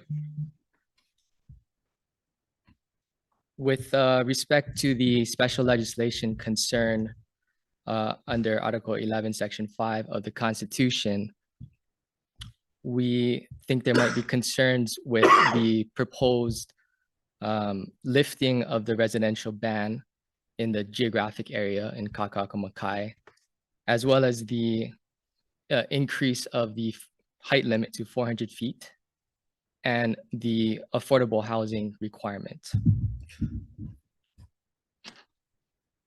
Under the Constitution, legislative power over lands owned by or controlled by the state must be exercised by general laws. And in this situation, we feel that the proposed bill is special law, not general law, because it's identifying specific parcels of land and requiring certain things on that land. Would you like me to go into our proposal to fix the bill, or is that okay for now? Please, no, I would suggest that you make your statement on the recommendations on the amendments, please. First of all, we suggest amending the bill to replace paragraph 1 on page 7, lines 8 to 9 with, quote, clarifying the procedural requirements for the Hawaii Community Development Authority to approve residential development on certain parcels, end quote. Second, delete paragraph 2 on page 7, line 10. Third, delete paragraph 3 on page 7, lines 11 to 20. Fourth, renumber paragraph 4 on page 8, lines 1 to 3, and paragraph 5 on page 8, lines 4 to 6, to paragraphs 2 and 3 respectively. Fifth, replace the title of the new section 206E-A proposed by section 2 of the bill on page 8, lines 10 to 12 with, quote, Kaka'ako residential development procedure, public hearing, disclosures, nuisance mitigation, end quote. Sixth, replace the text for section 206E-A subsection A on page 8, line 12 to page 9, line 9 with, quote, if the authority finds that the developer's plan or proposal for a residential development in that portion of the Kaka'ako Community Development District, Makai of Ala Moana Boulevard and between Kewalo Basin and the Foreign Trade Zone is reasonable and consistent with the development rules and policies of the Kaka'ako Community Development District, then the authority may approve the proposed residential development project, provided that approval may be granted only after the applicant seeking approval conducts public hearings held in accordance with subsection B and section 206E-5.6, end quote. 7, delete section 206E-A subsection E on page 10, lines 13 to 17. 8, delete section 206E-A subsection G on page 11, lines 8 to 20. 9, on page 13, lines 20 to 21, delete from section 206E-31.5 the proposed new wording, quote, and accept as provided in section 206E-A subsection A, end quote. Okay, Mr. Hong, thank you. I understand that there are several more pages of your recommendations. Yes. So are we saying that with your first comments with regards to the objections and the special legislation, so the amendments that we see on at least 4 pages of your recommendations for change, are we saying that, so the comments earlier made, again, in the objections on special legislation, so the recommendations that you suggested, including other areas, will that suffice then? Yes, that is our position. Okay, all right. So there's, and members and so for the public as well, there's several pages, as I note, that the Attorney General recognizes. And so for the members, we have copies of it and we'll go into questions because we're already in a time constraint. However, we certainly appreciate your attendance here, but will you remain for questions from the committee?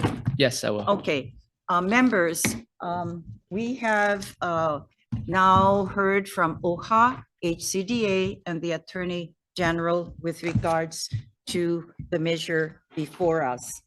Questions? I see the first hand, Senator Favela. A question to who? HCDA. HCDA.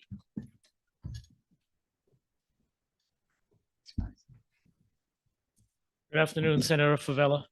A couple of questions real quick. How long you been at HCDA? I actually had 2 stints at HCDA. I was the community outreach, Just how long?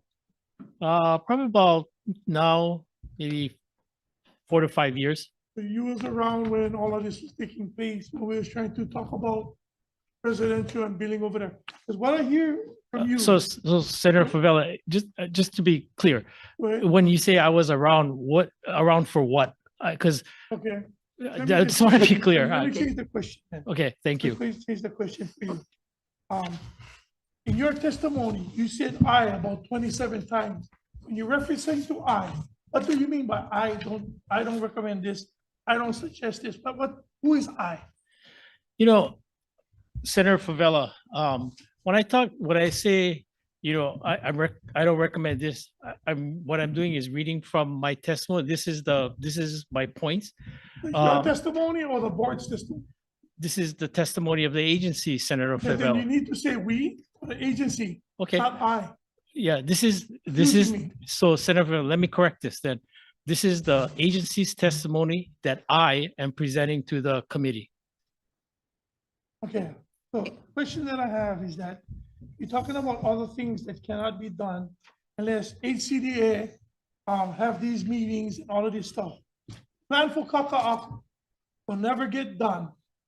And then again, part of being one state agency and working with others to get this thing done for our community, not gonna happen. Because even though you said you like work, you never have come over here with any suggestions prior to this.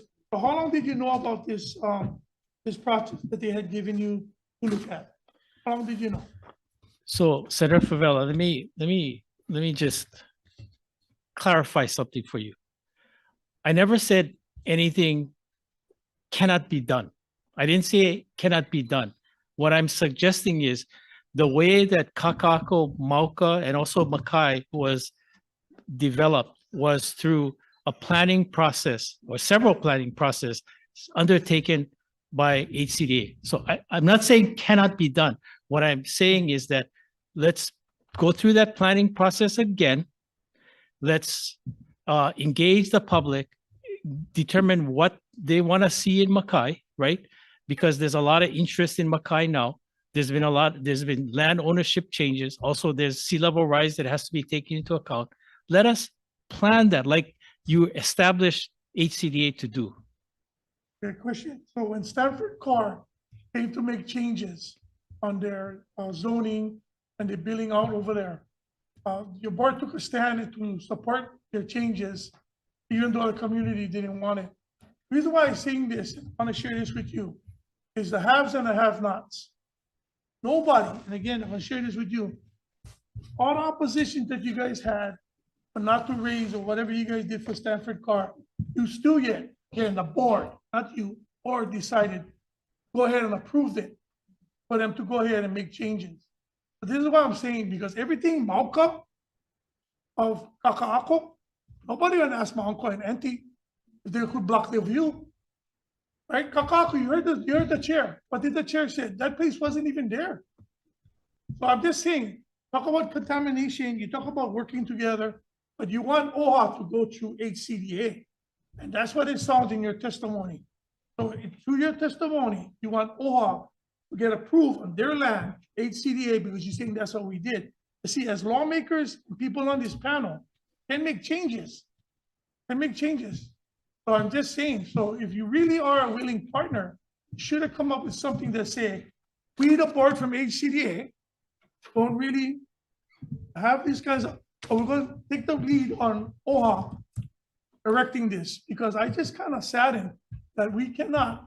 And then again, you bring up the past about other chairs and other people that you had worked with. This is a new regime. This is something new. So this is something new that is offered.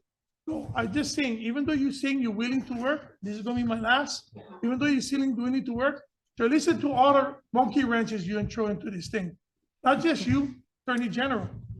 Again, rental, affordable housing, everything that you said you for, then you get one but, you get one otherwise. That's okay, Chair. thank you. I just wanted to make that comment. Thank you, Senator. Prior to Craig, that's fine. We'll move to further questions, but the chair would like to at least recognize that we have a couple of our colleagues who are not members of the three committees, and I recognize them as in attendance to participate in this hearing as well. And I also like to recognize Senator Moriwaki is here in attendance, as well as our vice chair. Is she here? Our vice president, Senator Kidani is here as well. We will have an open questions now from the members first. And if they have any questions from our guest senators, chairs will allow that. Senator, yes, San Buenaventura. Sorry, Chair, if I may. Yes, and 1 second, Senator. Craig, please. Proceed then. Sorry. Apologize, Chair, if I may. Senator Favela, But it wasn't one question, it was a comment. I know, and Yeah, it was a comment, so you don't need to respond. Yeah. Chair, she don't need to respond. but I feel I didn't compelled. ask, I but see, feel that's com- why I don't need to I feel respond. compelled to I don't because even respond. Okay, Because Senator don't. Craig, Chair, tell him, I don't even respond. but yeah, Craig, maybe. I have I have an maybe- actual question. Yeah, there you go. maybe Craig, how about this? Why don't you send in writing and an email to Senator Favela? And later on, we'll allow you to come back. yeah, then. I don't need to send a response. I just say that this is not a case of haves or have not. And I'm sorry you feel saddened about this, but this is how through planning, we facilitate development in Mackay. So again, it's not about the haves and have-nots. And it's not about requiring only OHA to come Yeah, to. if Stanford forefront. Carr went over that, you got approval. Okay, Okay. Senator San Yeah, that's- you shouldn't Buenaventura. have- Thank you. And my question is not addressed to you. It's to Kai, Kahele, or OHA. Anybody for OHA? Yes, Chair. Thank you, Chair. Trustee Kahile. Yes, Chair Kahele. Aye. So here are my questions. I have two. One is, did you see HDOT's concern about the flight path and the FAA requirement of maximum 355 feet? Yes, it's a great question, Senator. As somebody who is an airline pilot Yeah, and who is a licensed air transport pilot and a captain on an Airbus 330 that departs from the reef runway hundreds of times through my career and observes the various different climb gradients and flight paths that are required. It's very specific in terms of the FAA's flight path, and the proposed boundary where we would like to develop 400 feet residential towers is 100 yards across the street from Okay. the collection and from every other 400-foot residential tower that's being developed, to include Aliyah, which is adjacent to our Lot E. So that would have no bearing on the current FAA flight paths. okay, so you're. And I've looked at that. Yes, Okay, the good. FAA calls it TERPS. They TERPS the climb grade, the minimum climb gradient for an airliner in the event that you have a catastrophic engine failure or something along those lines, and it decreases your climb gradient. In the Kakako Makai area, if you wanted to develop a residential tower on the reuse Hawaii lot, Mhm. or where Point Panic is, on the edge of the waterfront, that would be an issue, but not a quarter mile away where Ala Moana Boulevard is. Okay, so long as that's concerned, I have a second question. Sure, So, proceed. so I looked at the bill proposed, and the bill basically allows the authority, HCDA, to approve these plans. It does not require them. And Senator Favela has basically stated some of my concerns about HCDA, which is, although the testifier says it's agnostic, when you looked at the written testimony, it's really against. Okay, so if HCDA, even if we pass this bill, HCDA, when they're already saying no, may not approve it. Have you looked at that? Well, I mean, the executive director said he's not opposed to residential development, Okay, so he's willing.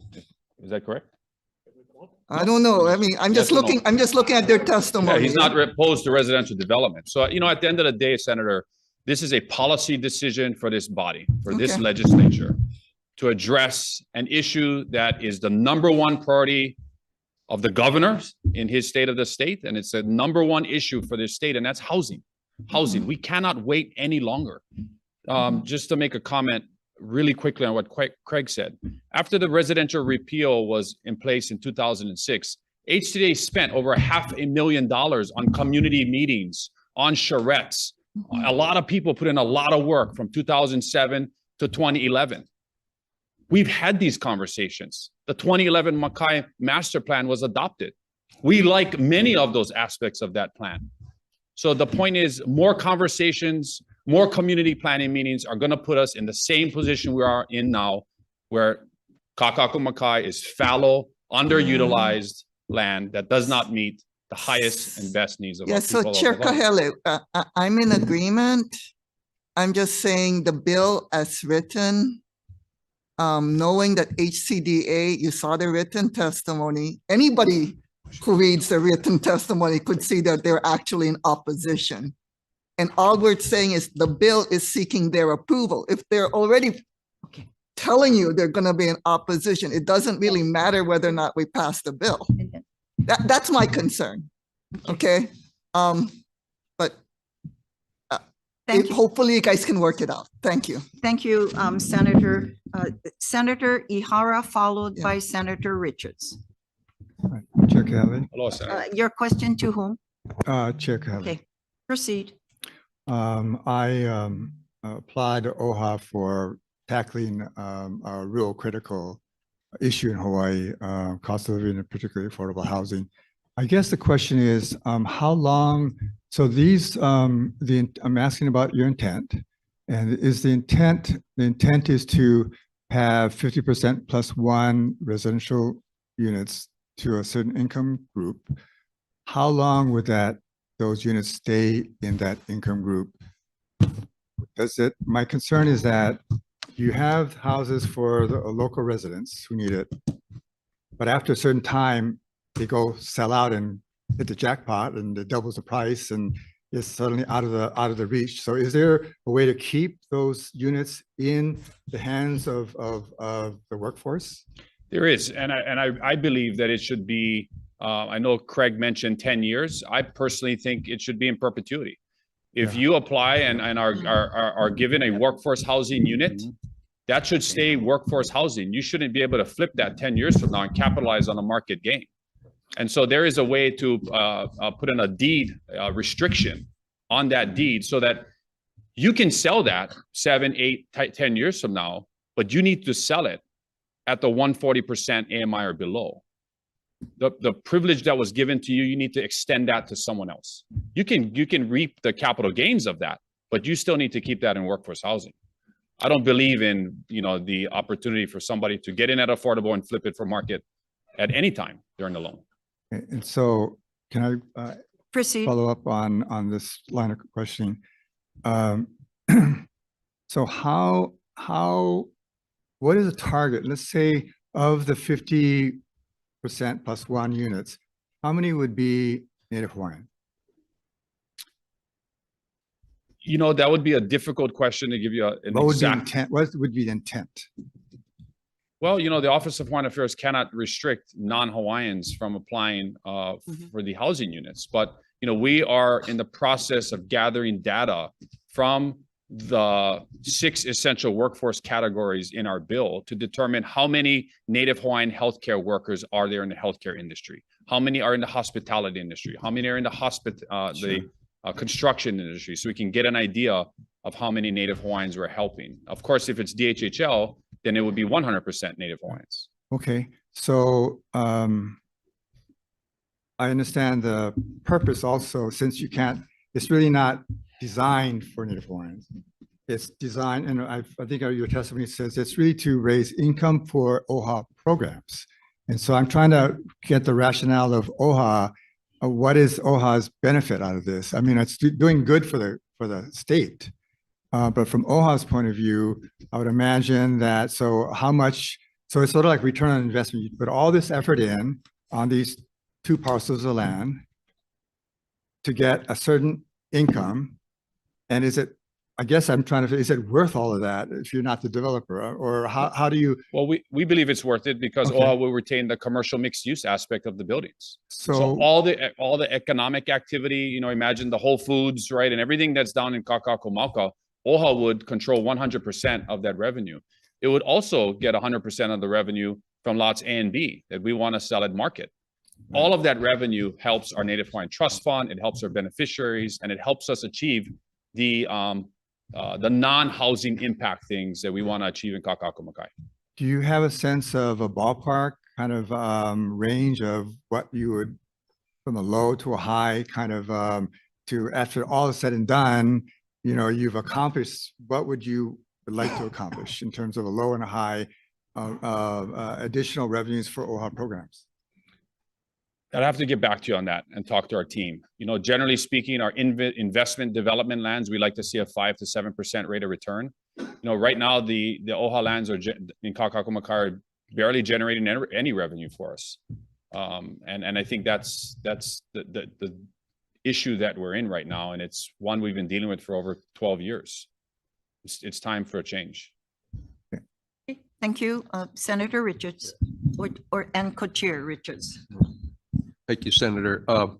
Chair Kahele, following up on what Senator Ihara said, keeping it in a workforce housing, affordable housing characteristic, would you or are you supportive of keeping it in perpetuity in workforce housing? Whatever the AMI we work I out? personally am. I would need to take that to the board. I'm not speaking Correct. for I that understand answer that. regards to the board, but I think that's fair. And I would be in favor of that. Okay, because that's one of the things that, again, coming up from county, we look at the 201H Yep. and they have the 10-year deal. In 10 years, you haven't really built anything more because it's just rolling, but you'd be supportive of that. Absolutely. Okay, thank you. Thank you, Chair. Thank you, Senator Hashimoto. Okay, so you're on record being okay with perpetuity then? 100%. Okay. So Chair, I would hope that we would address that because that's a specific part of the bill that they're asking for. I guess in terms of when you take a look at the infrastructure, Kakaako Makai, what are the things that you think that you have already that you won't have to put in more? For example, the big things that we always have issues in the Kakaako area is electrical upgrades. Do we have enough sewer capacity? Are those big things all taken care of? And have you guys looked at, when you pencil this project out, can you actually do this if we give you this authority? So we are in the, you know, OHA has done work in the past to look at those studies, but because we have not been able to develop an actual master plan based on the desired entitlements, it's all pie in the sky right now. There's no doubt that we're going to have to put in a significant amount of horizontal infrastructure. There's other developers in this room, you know, Kamehameha Schools can speak to that a lot better than I can. But it's going to take, you know, you don't put potentially 1,500 to 2,000 additional units in Kakaako Makai without increasing sewer capacity, water capacity. So I guess the bottom line Yes. question is, are you going to come back to the state for those infrastructure upgrades? Or are you guys going to take care of that yourselves? It would be our hope that we could take care of that ourselves. And would you be opposed for us to put that in the bill? That this is it, we're giving you this. And If so this is what it so then takes, you're not going to then- tap low-income housing tax credit. You're not going to tap some of the other, you know, dwelling unit revolving fund. You guys are going to be able to do it on your own. For, you know, the reason why the bill says 140% and there's no bottom limit on it is the potential to be able to use that entire stream of 140% down to the 50% or 60%. So you can have this gap financing, this stack of financing that potentially could include the rental housing revolving fund or could include LIHTC credits. Okay, so your intent, so we're clear, this is just the beginning, It's potentially. just the beginning. Yeah. Okay, because I think how you're selling it to us is you guys, once you get this, this is your golden ticket to then be able to develop housing. And I'm saying, I've seen so much housing, people coming to my office and Senator Chang's office to ask for all these subsidies. And what I'm saying is we're opening Pandora's box. That I'm not sure that you can do this without all the subsidies. And it's fine. I think it's fine in terms of if you're going for housing, that's one thing. But it does sound like you're doing this to raise money. That's another thing. But I think my whole point to OHA for all these years, and I called to previous chair to tell her that I think the place that really OHA should develop right now, because everyone is putting in a lot of infrastructure dollars, is in Iwilei. That is where everyone is trying to develop. So to me, to embark on something big like this without even testing your capabilities in somewhere easier like Iwilei, I get very, very concerned because this is a very, very complex project that could cost millions and millions of dollars just in the infrastructure. So I really hope that you guys know what you're getting yourselves into, because you have a golden ticket in Iwilei where we're throwing tons of money into making sure that project gets off the ground. So I just want you to know that, Sure. that this is not, you know, this is just the beginning for Kakaako Makai. And everyone here should be aware of how much money, if OHA is saying they're going to be magically able to do all this, I'm not quite sure. You're probably going to need a whole lot of resources. And I think we're opening, as I said, we're opening Pandora's box. So I think you should be very, very clear with us on what it's going to take. And I'm very nervous that if you don't have that bigger plan, that it's going to be, that we don't know the full picture. No, I share your concerns as well, Senator, and we are working with the different stakeholders in the Iwilei corridor on what their plans look like. KS is a partner, so is Castle and Cook, City and County of Honolulu. We're working with Councilman Tyler DeSantos Tam on what those infrastructure requirements are going to need as the rail corridor comes on Dillingham. So that's something we're working on in parallel to this project. Well, and I think you need to work a little bit clearer, because when we had a gathering that Councilmember DeSantos Tam put together, when OHA was asked, what are you developing in Iwilei? The answer was no plans. So just FYI. Okay, thanks. Thanks, Senator. Thank you, members. Before we proceed with more questions, I have one question, but then I'd like to, members, we have those that offered to comment on this SB 534. There are 141 in support, in opposition 78, and comments 8. But there are other testimonies that we need to hear from. Some are on Zoom, like DOT as well. So let's cover some of this first to complete some of those that has asked to be make their comments on this particular measure. But before that, Trustee, come on down. Just one question from myself. Previously, with the developments of Kaka'ako-Makai, and I think I am one of the only one here that was here during the Cayetano's time in the early 2000s from 1999 as well, when the plans were also, if some of you remember, the development of the aquarium and what we're going to do before pre-Japson. The issue that was raised during that time that we brought to the Cayetano's administration was that, what are we doing with public parking?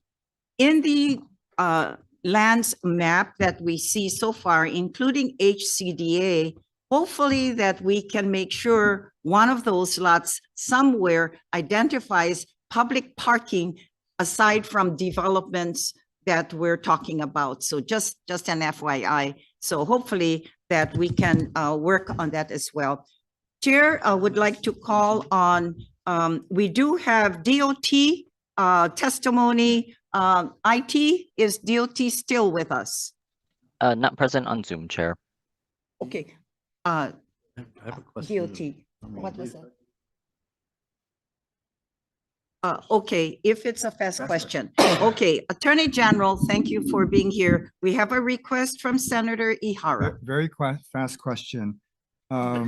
Is your testimony that the recommendation you submitted, that AG's office submitted in the testimony, does your recommendation cure the concern about potential lawsuits based on Article 11, Section 5? Does your fix kind of handle that or not? I can't say that it completely cures it. There's always a risk, but we believe that this is as best as possible constitutional under that Article 11, Section 5. Okay, thank you. Okay. Yeah, and Attorney General, I just want you to add as well that we'd be happy to receive additional comments from Attorney General, because you're here at this hearing as well. If there's anything left out or the discussions that have been asked as well that you'd like to add to ensure this committee recognizes that there's a recommendation that you're adding as well, we'll be open to that. Okay, thank you. Chair would like to, IT, I haven't heard from you. Is DOT still on Zoom? Oh, not present on Zoom, Chair. Did I hear not? Yes, correct, not present. Okay, all right. We do have, and the chair, I haven't heard from any testimonies or received anything, but the chairs at this time would like to recognize that former governor is here, and we will give you maybe 2-3 minutes. Okay, but we welcome you here because you were instrumental in creating what we're here deciding to move forward, and appreciate your attendance.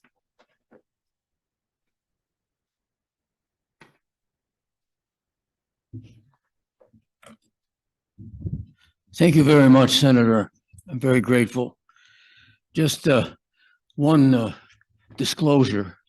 I have to say my conflict of interest because Senator Richards is here chairing one of the committees, and I got my start in this body, in this house, in 1974 formally. And the best mentor I had, the one who welcomed me the most, the one that gave me a good start, was his dad. And his hair was dark then. He was just a little fella. And now he has little ones of his own. But so that's how long. And you're referring to Monty Richards, our new I certainly am. Okay, I certainly proceed. am. Proceed, And I'm please. here. All right. I'm not speaking for the regents, but as a regent, I'm here as someone who, you said you were maybe the only one in the room when the Cayetano administration was here. Well, I was in this room when Cayetano got started, and back when the HCDA was formed. Yeah, I and cite I that as- referred that as a member of a Senate. Thank you. Thank you. So that's one of the reasons that I wanted to testify today. I've really come full circle now, all the way with Kaka'ako Makai. This plan and what you have the capacity to do. I wish the HCDA had come up and said, of course we're going to be for this housing. We want to do everything we can to make it work. And if we see some things that are problems, we're going to fix that. And I wish the Attorney General had come up here and said, well, of course we're going to be able to do this. Whatever has to be done in order to make sure that it can be done, that's what we're going to do. If we don't have housing in the urban core, if we do not make for housing in Kaka'ako Makai, what we're telling everybody is you don't count, not really. And as Chairman Kaheli said, where is he still here? Here he is. As Chairman Kaheli said, we have discussed this business about housing and how to do it forever. It's been done already, over and over and over again. HCDA was created in the first place by the legislature, especially out of the House of Representatives. They did it because they were afraid Frank Fossey was going to put housing down in Kaka'ako. They were afraid Frank Fossey was going to be able to put small business down in Kaka'ako. And they didn't want him to do it because they were afraid then he'd be able to run for governor and beat the other Democrats. This is the truth.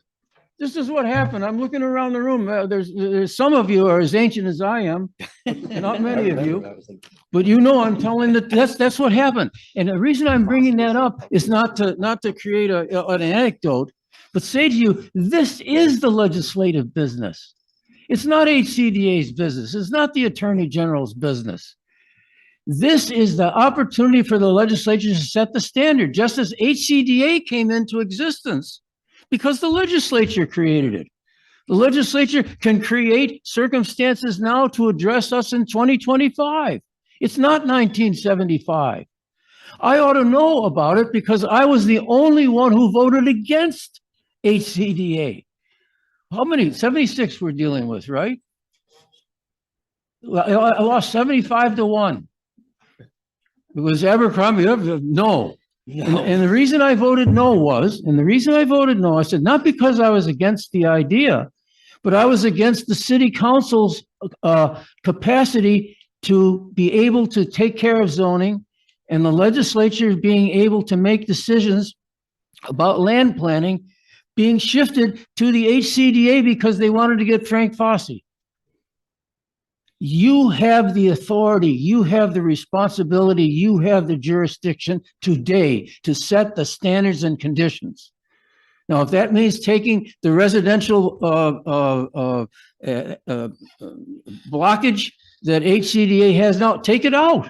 It got put in, take it out. Take it out and put in the kind of circumstances that you think is necessary for the view planes to be handled, whether it's Malcolm or Kai or whether it's Eva or Diamond Head. We've done that with the rest of it. Set the standards. I can speak with some authority on this because it's not abstract to me. I'm building residential units in Chinatown right now. I've already built 48 at 60%, 30 to 60% permanent rentals, 60 years. It's not a problem as to whether 10 years, make it perpetuity. Of course you can do it. I'm doing it right now. I'm working with the city and I'm working with the state right now, and I'm doing it in Chinatown. And I'm looking to repurpose unused commercial property right now for housing and more small business down in Chinatown. We have to stop talking about it. I'm on the board of regents. I'm not speaking for them, but as a regent, I can tell you, SOEST knows what they're doing with respect to climate change and working with OHA to see that we take care of whatever needs to be done with China, with climate change and the rest.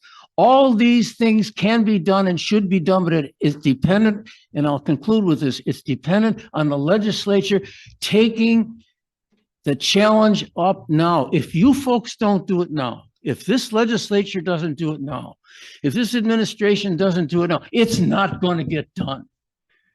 This is it. The reason I'm here today and the reason I'm as passionate about it as I am today is I trust you folks to understand that this is it. If this isn't done now, it's not going to get done. It's going to be 5 years or 10 years. Community engagement and all. It's going to be a reason for who anybody wants to stop it to do it. Last thing I'll say, and I appreciate your indulgence on this.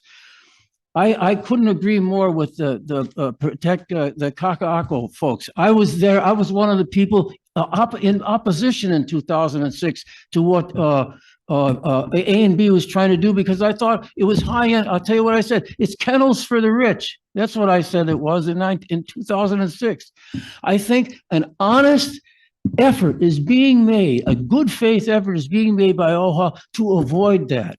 They understand what the Koalas folks were for, and I understand it, and I'm for it. And I think that they're being respected in this. This is your chance. This is our chance. The housing crisis is the single most important issue facing the people of Hawaii today. And you have the opportunity to work with OHA to make that challenge, meet that challenge in a way that people can be proud of and you can be proud of. And I thank you for your kind attention. Let me pose this one question for you. Yes. We created HCDA. Yes. And it was when I became a senator in 1998. Yes. I've been water and land chair under Cayetano's and parts of Lingo, and I am here again as water land chair. You're right. We created HCDA. We've worked with them. Just something out of the box. I'll just float it out there. What happens if we take HCDA from the management of Kaka'ako Makai? You're asking me? The legislature can do that? Oh, sure. Okay, that answers my question. It's just throwing it out there because there's so much discussion how we're going to move with the measure before us. Okay, having said that, mahalo, we got more to do. Chair would like to Thank you very much. Thank you. Good to see you. All right. Let's proceed because there's lots of testimonies that we should try to hear. Chair would like to call on then the George Paris from the Iron Workers. Is he still here? Okay. You have all of you to testify. We're going to time you now at 2 minutes. Stand on your your testimonies. However, if you believe you can do it in 2 minutes, go ahead. We'd like to hear from you. Yeah, Mahalo. we'll do it in 2 minutes. Thank you Okay. very much. Aloha chairs, Chang, Richards, and Inouye, and board members. I'm here to represent T. George Paris of the Iron Workers Stabilization Fund. And I just want to touch up on some of his testimony that he has with you. I'm sorry. Did we hear your name again? My name is Cliff LeBoy. Okay. I'm sorry. mahalo. The Iron Workers Stabilization Fund stands in strong support of SB 534 with its current intent, which addresses a critical issue of affordable housing in Hawaii. This legislation takes multiple approaches to increase the availability of housing for essential workers. SB 534 will empower the Office of Hawaiian Affairs to develop its land for workforce housing and mixed development. It is a crucial step towards addressing the housing needs of Hawaii residents and ensuring that OHA's lands are utilized to benefit the community and also fund programs for advancement of Native Hawaiians.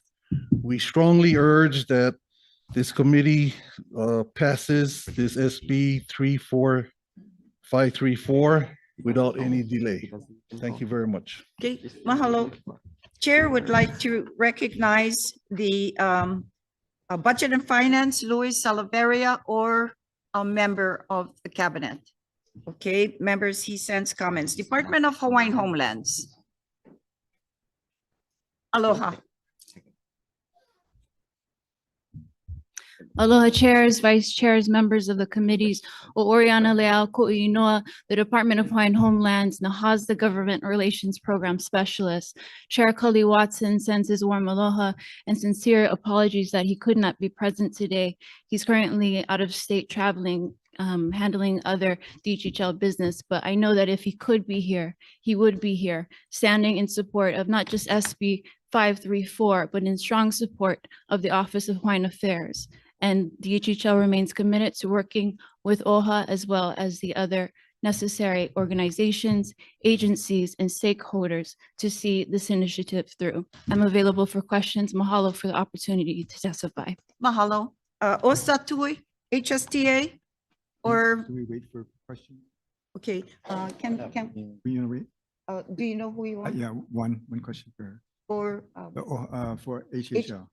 DHHL, one question from Senator Ihara. The You guys want to ask? Department of anybody? Hawaiian Homelands Okay. develops homes. It's a developer. We develop and deliver residential, agricultural, and pastoral lots. So could OHA, since OHA would say contract to a developer, could they contract to Hawaiian Homelands and have the entire condo or whatever be dedicated to Native Hawaiians? Is that legally possible? We are open to exploring options that may be available for engagement going forward. Okay, thank you. Okay, all right. Please give you the land. I'll make the- HSTA, With everything. okay, sends testimony in support, and we're supposed to be here, but we're sorry, we're running as fast as we can. That's the event. Henry Curtis in opposition. He was going to be here in person. Malama Pono Hawai'i, Ilima Di Costa.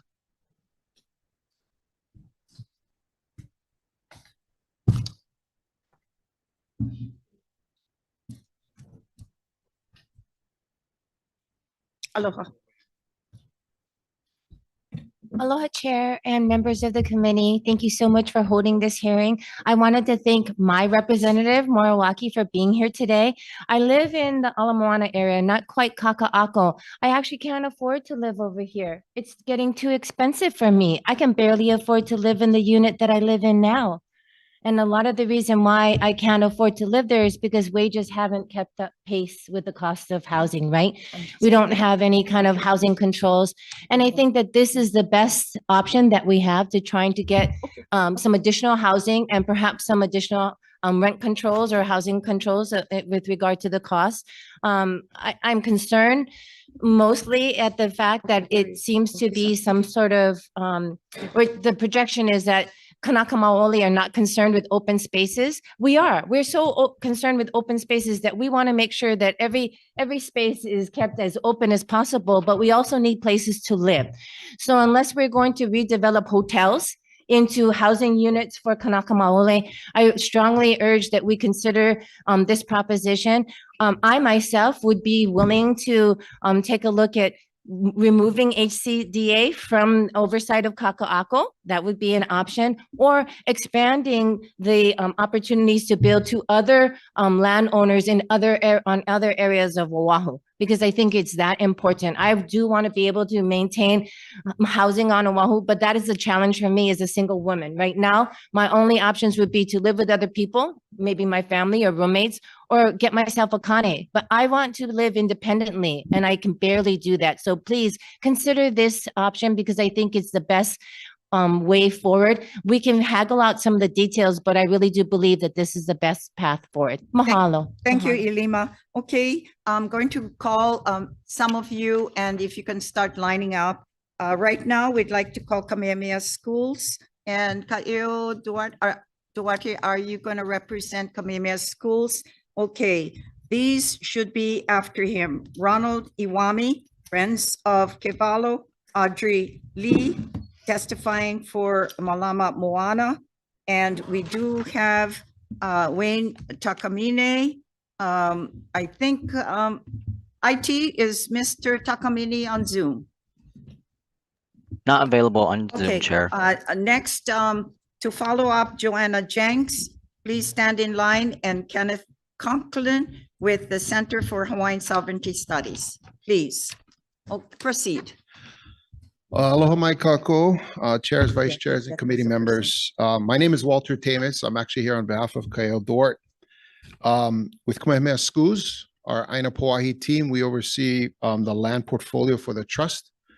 I'm the managing director of our planning, industry, and development team. So we focus on value creation, land planning, investments into industry, and development. Kamehameha Schools appreciates the opportunity to support Senate Bill 534. The Office of Hawaiian Affairs, is critically important to the advancement of our Native Hawaiian families, culture, and lahui, and as well as to the state overall. The intention of this bill enables OHA to add to multiple efforts across the state to provide housing and also better serve Hawaii's workforce, which includes many Native Hawaiian individuals, families, and community. We support this good intention, which uplifts our communities and helps ensure the perpetuation of our culture. At Kamehameha Schools, we work to advance our Native Hawaiian people through education and are committed to working with community partners, organizations, state leaders like yourselves in our collective efforts to empower the well-being of our lahui. Now, as it's been mentioned here, Kamehameha Schools does own lands that would be covered by this bill. I can share with you at this time, we have no plans. There are no development plans over these parcels, and it's really for three practical reasons. One, our lands are throughout the state, and we've been focusing on a number of areas, actively pursuing potential housing development in places like Mo'iliili, Waipahu, Kapalama, Waiava, and of course, as has been discussed here, Kaka'ako, Mauka. But we do recognize the opportunity here on the Makai lands. Our focus on Mauka has really been since 2009 to fulfill the promise of that plan. And that focus remains today. We're about 50% the way through on developing our Mauka lands, with the most recent project, Aliyah, just breaking ground in the past year. The third practical reality is our lands are currently leased to lessees in timelines that stretch out into the early 2030s and as far out to 2079. And obviously, as a lessor, we honor those agreements with our lessees, even as we might want to plan for future use of our lands. Mahalo for the time and opportunity to testify, and I'm available for any questions. I have a question for you. Sure. I mentioned earlier that the issue we're going to find ourselves in with developments to add to Makai and the entire Kaka'ako region is always lack of public parking. And this is true for many areas on Oahu, particularly in East Honolulu. Would you folks be amenable to at least look at one of your properties to develop public parking? That could be, that's an interesting one. Parking is a practical reality of the marketplace. I hope we can envision a future where we're less dependent on cars and we're realizing the new technologies that are coming, as well as with investments like transit. As far as public parking, it's an incremental cost to any project. So whatever block you choose, if you're going to develop housing on it, and that housing, the market requires so much parking, it's an incremental cost. And if someone is willing to help sharing that cost, anything's possible. Okay, thank you. Well, having been around for many, many years, this is simply a problem throughout the state. We got our what do we call our new train?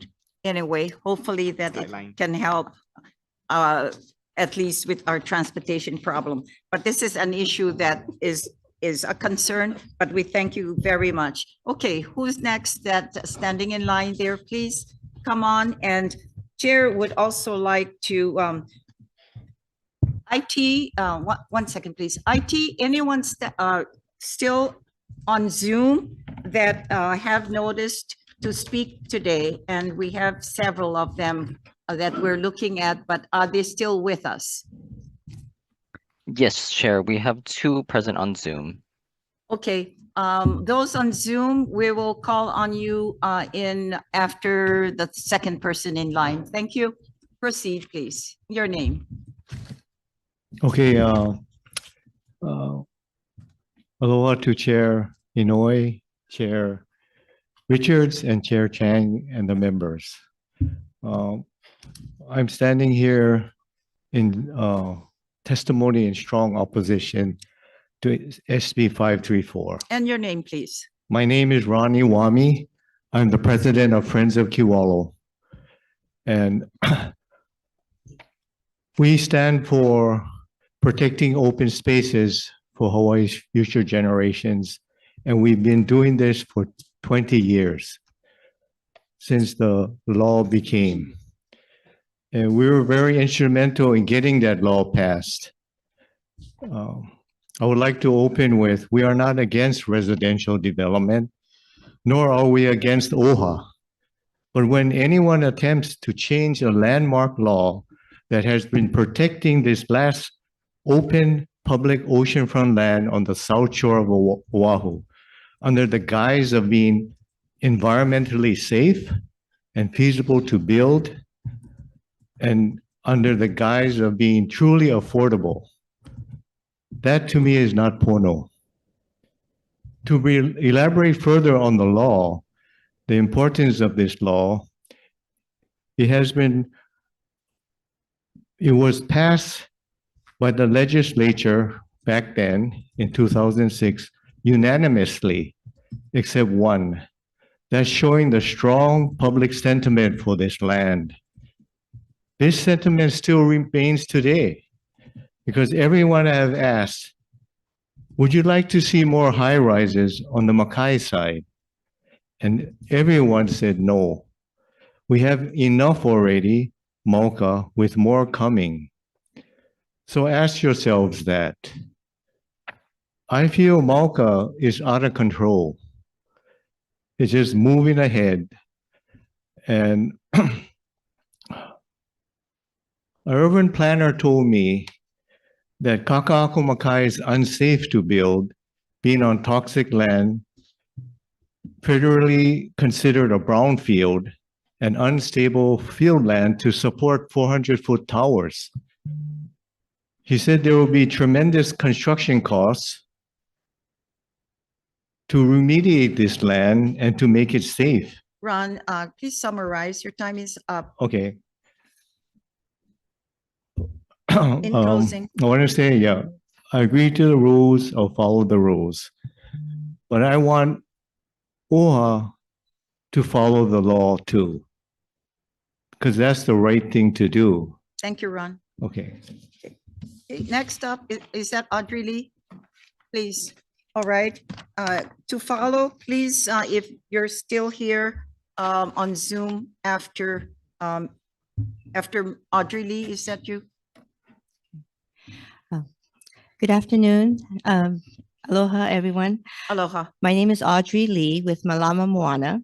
And I heard many things today that I didn't actually hear about before. That would some things that were not in the bill that was very interesting to know about, like the Ivale building out there and also various other things. But my question is, if OHA was serious in building affordable housing for the Hawaiian people or anyone, wouldn't it be of grave importance to know the land on which it was being built, that it's safe and to live and thrive on? Wouldn't an EIS come first before trying to overturn a law restricting residential zoning? Not if they were just going to turn it around and sell and let someone else worry about it. But according to Chair Kahele, that he has really solid plans. So this is very interesting to me too. I didn't know about some of that. But the picture that we're seeing is that the EIS wasn't called for before. And that picture is not a pretty one. So I very strongly oppose SB 534. I ask all of you to do the same. If it can be reworked into a way that the deeds are in perpetuity or something like that, that sounds pretty good. Affordable housing is a key issue, but I feel SB 534 is not about that issue. Thank you. Thank you. IT on Zoom, please. And for those of you who are able to hear us on Zoom, I will call these names, and I understand there's two waiting. One is Kawai o Hawaiki Anakalea. Are you there? Celeste Rojas. Kapua Kamai. Lee Sichter. I'm here. Okay, proceed. And thank you for waiting with us as well today. Thank you. Good afternoon. Aloha, Senators. My name is Lee Sichter. Please allow me to elaborate on my written testimony. I oppose Senate Bill 534 because it is inappropriate to increase population density in the Makai area at this time. In its wisdom, the legislature adopted the Hawaii Environmental Policy Act, also known as Chapter 343, to require any project involving government-owned lands or government funds to conduct an environmental assessment, and I quote, at the earliest practicable time, end quote, so that environmental, economic, and technical concerns are given appropriate consideration by decision makers. Environmental assessment is not a permit approval. It is an informational document intended to inform decision makers. SB 534 is placing the cart before the horse. OHA is seeking entitlements before engaging in a formal planning process. This is contrary to the accepted processes and contrary to state law. The planning process includes community outreach, master planning, and environmental analysis. OHA needs to first refine the conceptual master plan to detail currently proposed land uses, urban design considerations, construction methods, and infrastructure requirements for the development of Kaka'ako Makai, and submit it to the public for review and comment. And then it needs to prepare an environmental impact statement for its proposed development as required by law. It would be premature for you to act until OHA fulfills its Chapter 343 and Chapter 205A obligations and provides you with the requisite technical, environmental, economic, and alternatives analysis contained in an EIS that you need to inform your decision-making on entitlements in the Makai area. Thank you, Lee. Thank you so much. IT, anyone else I understand is waiting on Zoom?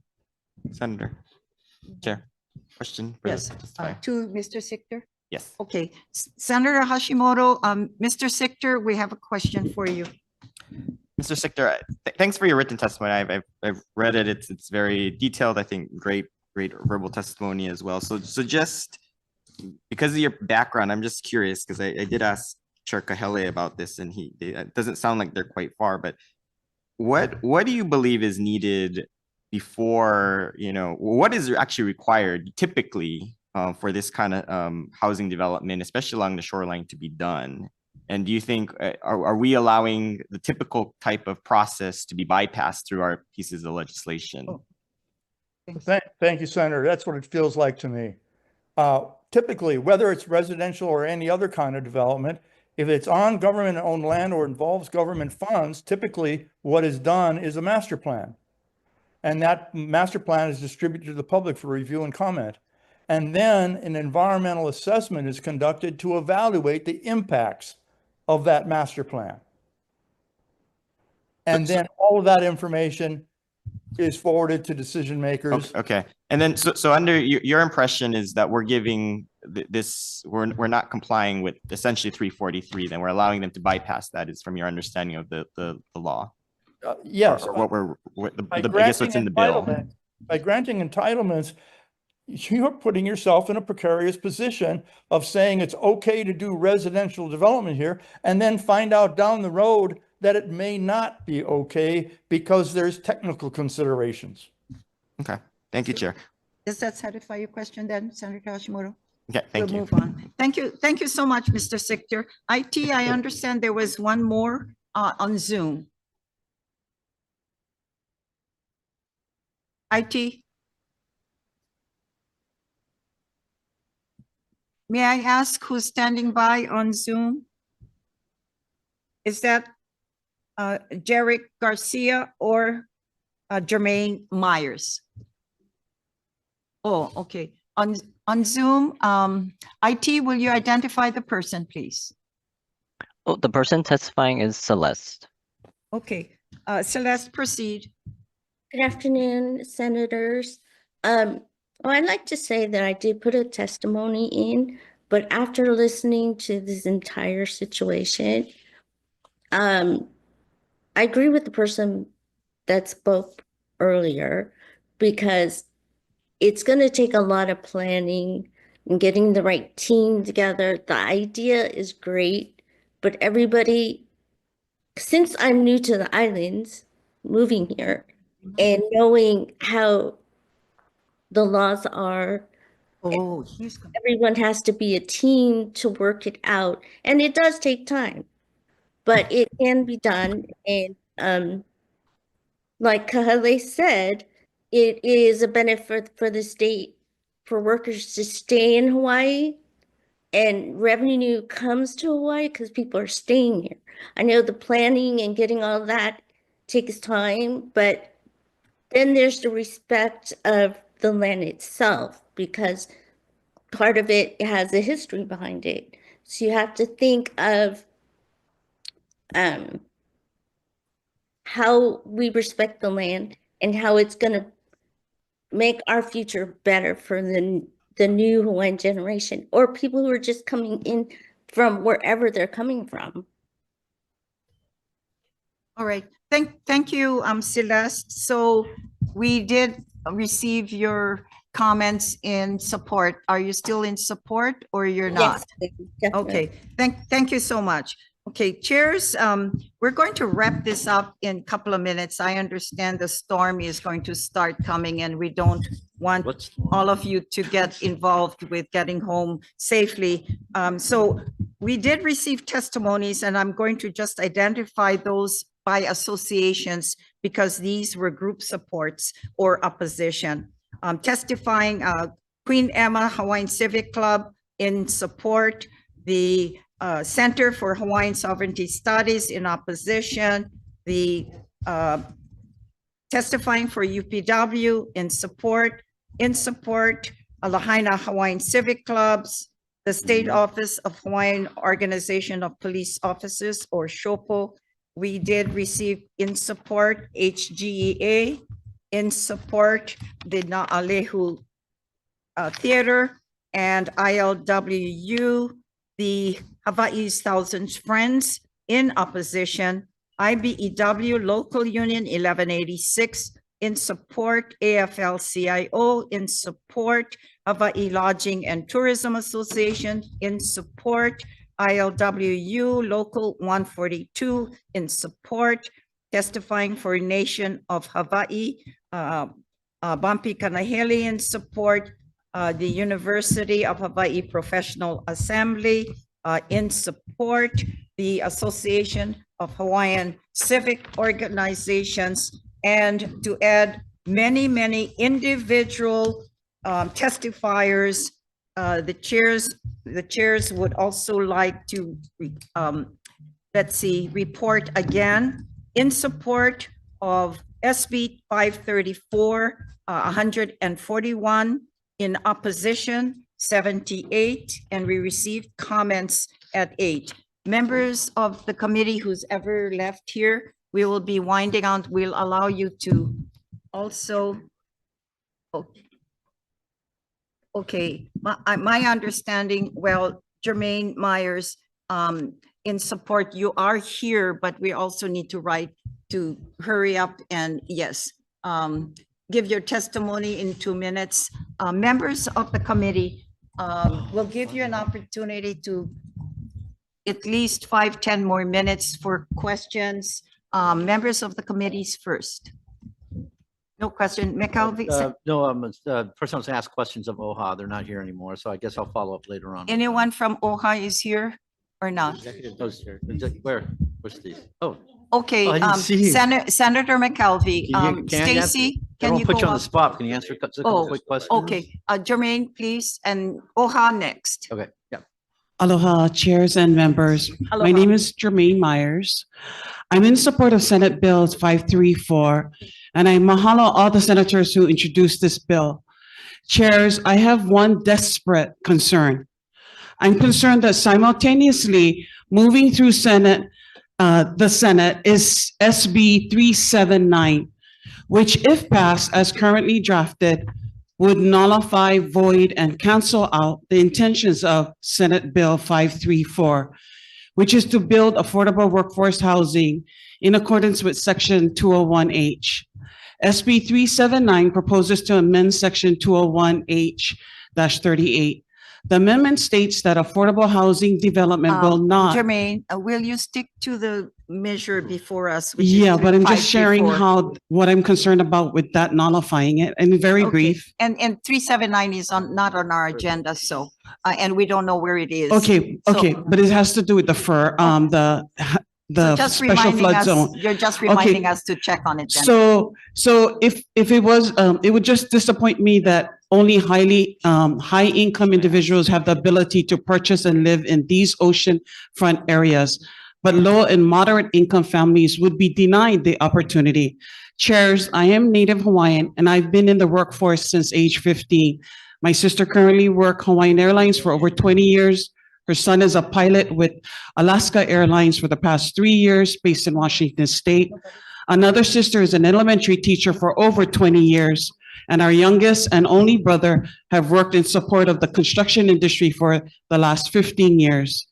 We all are Native Hawaiians. Kia kuapu, God bless all of you. Mahalo, thank you so much. Okay, OHA, a question from Yeah, Senator McKelvey. Just some fast ones. Thanks. I'm sorry. Still thought you were here for Wham. It's the jacket. Just a couple quick questions. You know, the association fees were talked about. I kind of expressed a little bit of the concerns. I mean, nothing happens in a vacuum, and you look at HOA fees are skyrocketing everywhere. They're tied into insurance costs, which are skyrocketing. I guess that how is there going to be any consideration to look at, lack of a better word, protecting those homeowners and those lower AMIs to which these kinds of fees, if they're not increased or capped, there's no predictability, they're going to be priced out of their units and have a lien on them? You know, I'm not a developer, but Chair Kahele did address that somewhat, where he said that, you know, looking at these developments, many of them have all of the amenities that folks kind of expect from condos in that area. And that would have to be taken into account, making sure that, you know, if there are amenities, it would have to be done in a way that, you know, the fees aren't going to price folks out of being able to live in these apartments. So I know that that's a consideration and a concern, and we want to make sure that these apartments that are going to be built are affordable and can meet the intended type of resident that we want to be able to have move in. Thank you. Just two other quick ones. Second one is insurance. The area that you're building in, you can see the maps is an inundation zone. There already, availability and the pricing of insurance is skyrocketing, especially we're trying to retreat from these areas as a matter of public policy. What could be done or what's being looked at to address, to protect the new homeowners or the residents from insurance fees that they may not be able to afford and may not be able to get the coverage that they need? And what are you guys looking at insofar as catastrophic coverage for all of the buildings in the area? Senator, I will have to get back to you on any specifics. We are working with consultants who would be able to provide us some information in that regard. I can get back to you. But I do know that the governor, is putting a lot of emphasis in trying to tackle this issue. I mean, this is not just going to be an OHA issue, right? Or this development's issue. This is going to be a statewide issue. Well, it already is, but building in an area where you're going to face this huge increase in rates and potentially be forced into a state solution. Right. And finally, real quickly on the workforce for the city and county, we're doing something similar on Maui to try to provide housing for these workers, but many of these workers are at the county level. And we're using lists to try to determine who, are you guys working with the city and county? What's their skin in the game in this, considering that the workers in these critical areas will benefit the city and county? What have discussions have been with them to help to contribute to these things in the area? I'm going to have to get back to you with that, Senator. Chair Kahele has been doing a lot of the conversations with the different stakeholder groups. So we can come back to you with that response. Really appreciate it. Thanks for being here. Absolutely. Appreciate it. Thank you, chairs. Yes. Senator, excuse me, Senator Elefante, followed by Senator Hashimoto and Senator Moriwaki. I have Please. questions for OHA. And I don't know if you'll be able to answer this, but. And I'm happy to get back the answers if I don't have them. Yes, could you also, in light of Senator McKelvey's question, how this, I know Kakako Makai is much different with HCDA in comparison to county plans, but how does this align with the city and county of Honolulu's general plan and other sustainable plans for that area? And secondly, do you have a projected number of units that would be built in sort of this full build out proposal? And then lastly, last question I have is, as Chair Kahele mentioned with Act 15 session laws of 2012, the 30 acres that was gained from the settlement for 200 million. Question I have with that is that with what's being proposed, will that amount to the fiduciary duties and responsibilities of OHA to basically for the value of what was given to you or higher in the proposal? And if you don't have to answer it now, you could get back to us in writing. That would be helpful. Will do. Thank you. Thank you. Okay, Senator Hashimoto. Stacey, come up. Thank you. I'll just stay for a little. So I guess based on the testimony that we were hearing regarding the environmental impact statement, is it OHA's intent to at least do the environmental review through an EIS, or is it your understanding that you're exempt from that process? So OHA did do environmental studies. So we do have reports. We do have our consultants reviewing the reports for us to see what additional reporting may need to occur and exactly to what extent we've already done what's required and what may still need to be done. So I just want to be clear though, your intent though is to not follow 343 though. I'm sorry, I don't have enough details. Which is the EAEIS process. For us not to follow it? That's right, not to go through it. Yeah, I'm not, okay. Our chief advocate will answer that question. Okay. Our intent is to follow 343. Okay, so you are going to go through the full EIS process to make sure that, I heard Chair Kahele talk about that you're going to bring in the EPA at that point. If you're going to bring in the EPA for brownfields, I assume you're going to have to do a NEPA. So your intent is to go through all of that. Whatever's required. Yeah, we'll go through what's required. I'm not sure the EPA would separately require NEPA just because we're getting funding. But if that is the EPA requirement, yes. I mean, HEPA and NEPA are often done together, so that's not a problem. Okay, so you wouldn't be opposed that if that was in the bill or not, that you would go through all the proper environmental processes? Because I think listening to all the community concern, it's like they're afraid that we're going to bypass all this appropriate processes. And, I think if your intent is not to bypass it, I think then there should be no problem to put it in so that at least there's some comfort there. Agreed. And that's part of the reason Chair, I believe, highlighted that, because of the additional community input that is offered through the environmental review processes. Okay. So Chair, I hope that we can possibly incorporate that just, to make sure that that's properly noted. Okay, thank you. Senator Moriwaki, you have several more minutes. We'll wrap it up within 5 minutes. Stay there, Ms. Stacy. Aloha, As you know, Senator. being the senator from Kaka'ako, I'm really concerned about the contaminants under the land. And I'm just wondering, looking at your plan, do you actually have a plan? You say you have reports, but I'd like to see the reports on the parcels that you plan to build. In particular, I've got reports from the 1990 plan studies, and it shows all kinds of arsenic and leaching and lead. And I want to make sure that any building is safe. So have you have that you can give to the committees on your parcels that you expect to build on? Yeah, again, we are working with consultants that are going to look at current reports that have been done in the recent past. And then they will also be able to provide us with a list of additional things that we may need to do. We recognize that the projects on the Mauka side, less than 100 yards away, have the same exact kinds of concerns. This is on the coastline, so we're really concerned, especially the ones on the water. So if you have that, I'd like to see that. So Chair, if we can have these reports, because it's essential. If you're going to build, people are going to live there, people are going to play there, and that we should have that prior to. So you have no problem putting all of these requirements before any building is done. And we will take a look at how the other developers address those same exact issues right across the street. With the EIS. Because they've been able to effectively, address these same issues with the same kinds of contaminants, same sea level rise issues. We will look to see what best practices that they've put forth, what reports that they've had to accomplish, and we will do the same. So if we put in the bill, if I request, that these contaminants and the studies be done, that be approved by the Department of Health as required by law. Because the Department of Health has to approve that If this it's land has required, been yes. mitigated before you even start to say you're going to build residential.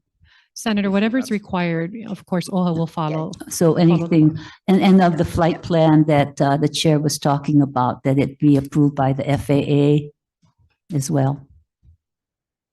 Okay.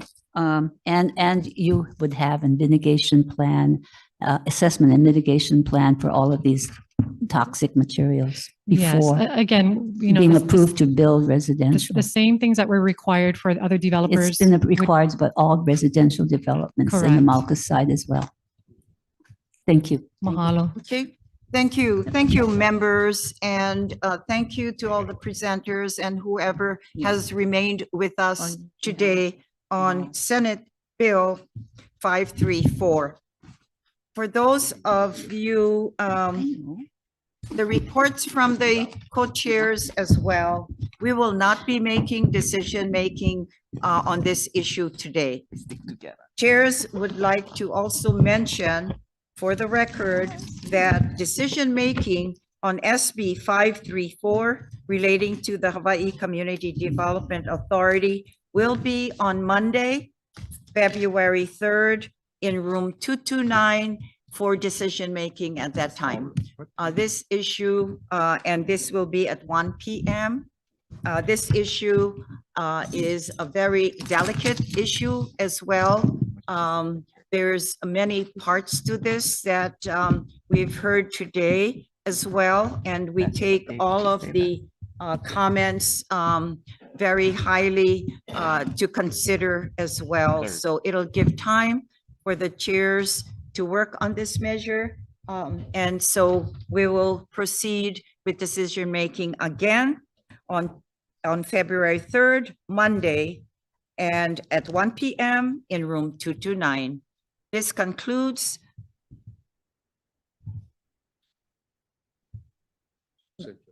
Yeah.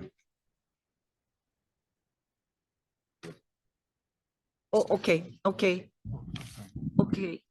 Oh, one second, just to clarify some of the decision-making times for the other committees as well. Okay, thank you. For the Committee on Hawaiian Affairs, we'll be doing the same time with Waterland, 1 p.m. on Monday in room 229. And for the Committee on Housing, we'll be deferring decision-making until Tuesday, February 4th, 1 p.m. in room 225. Okay, thank you. Meeting is adjourned. Mahalo for all of you for bearing with us today. Thank you so much.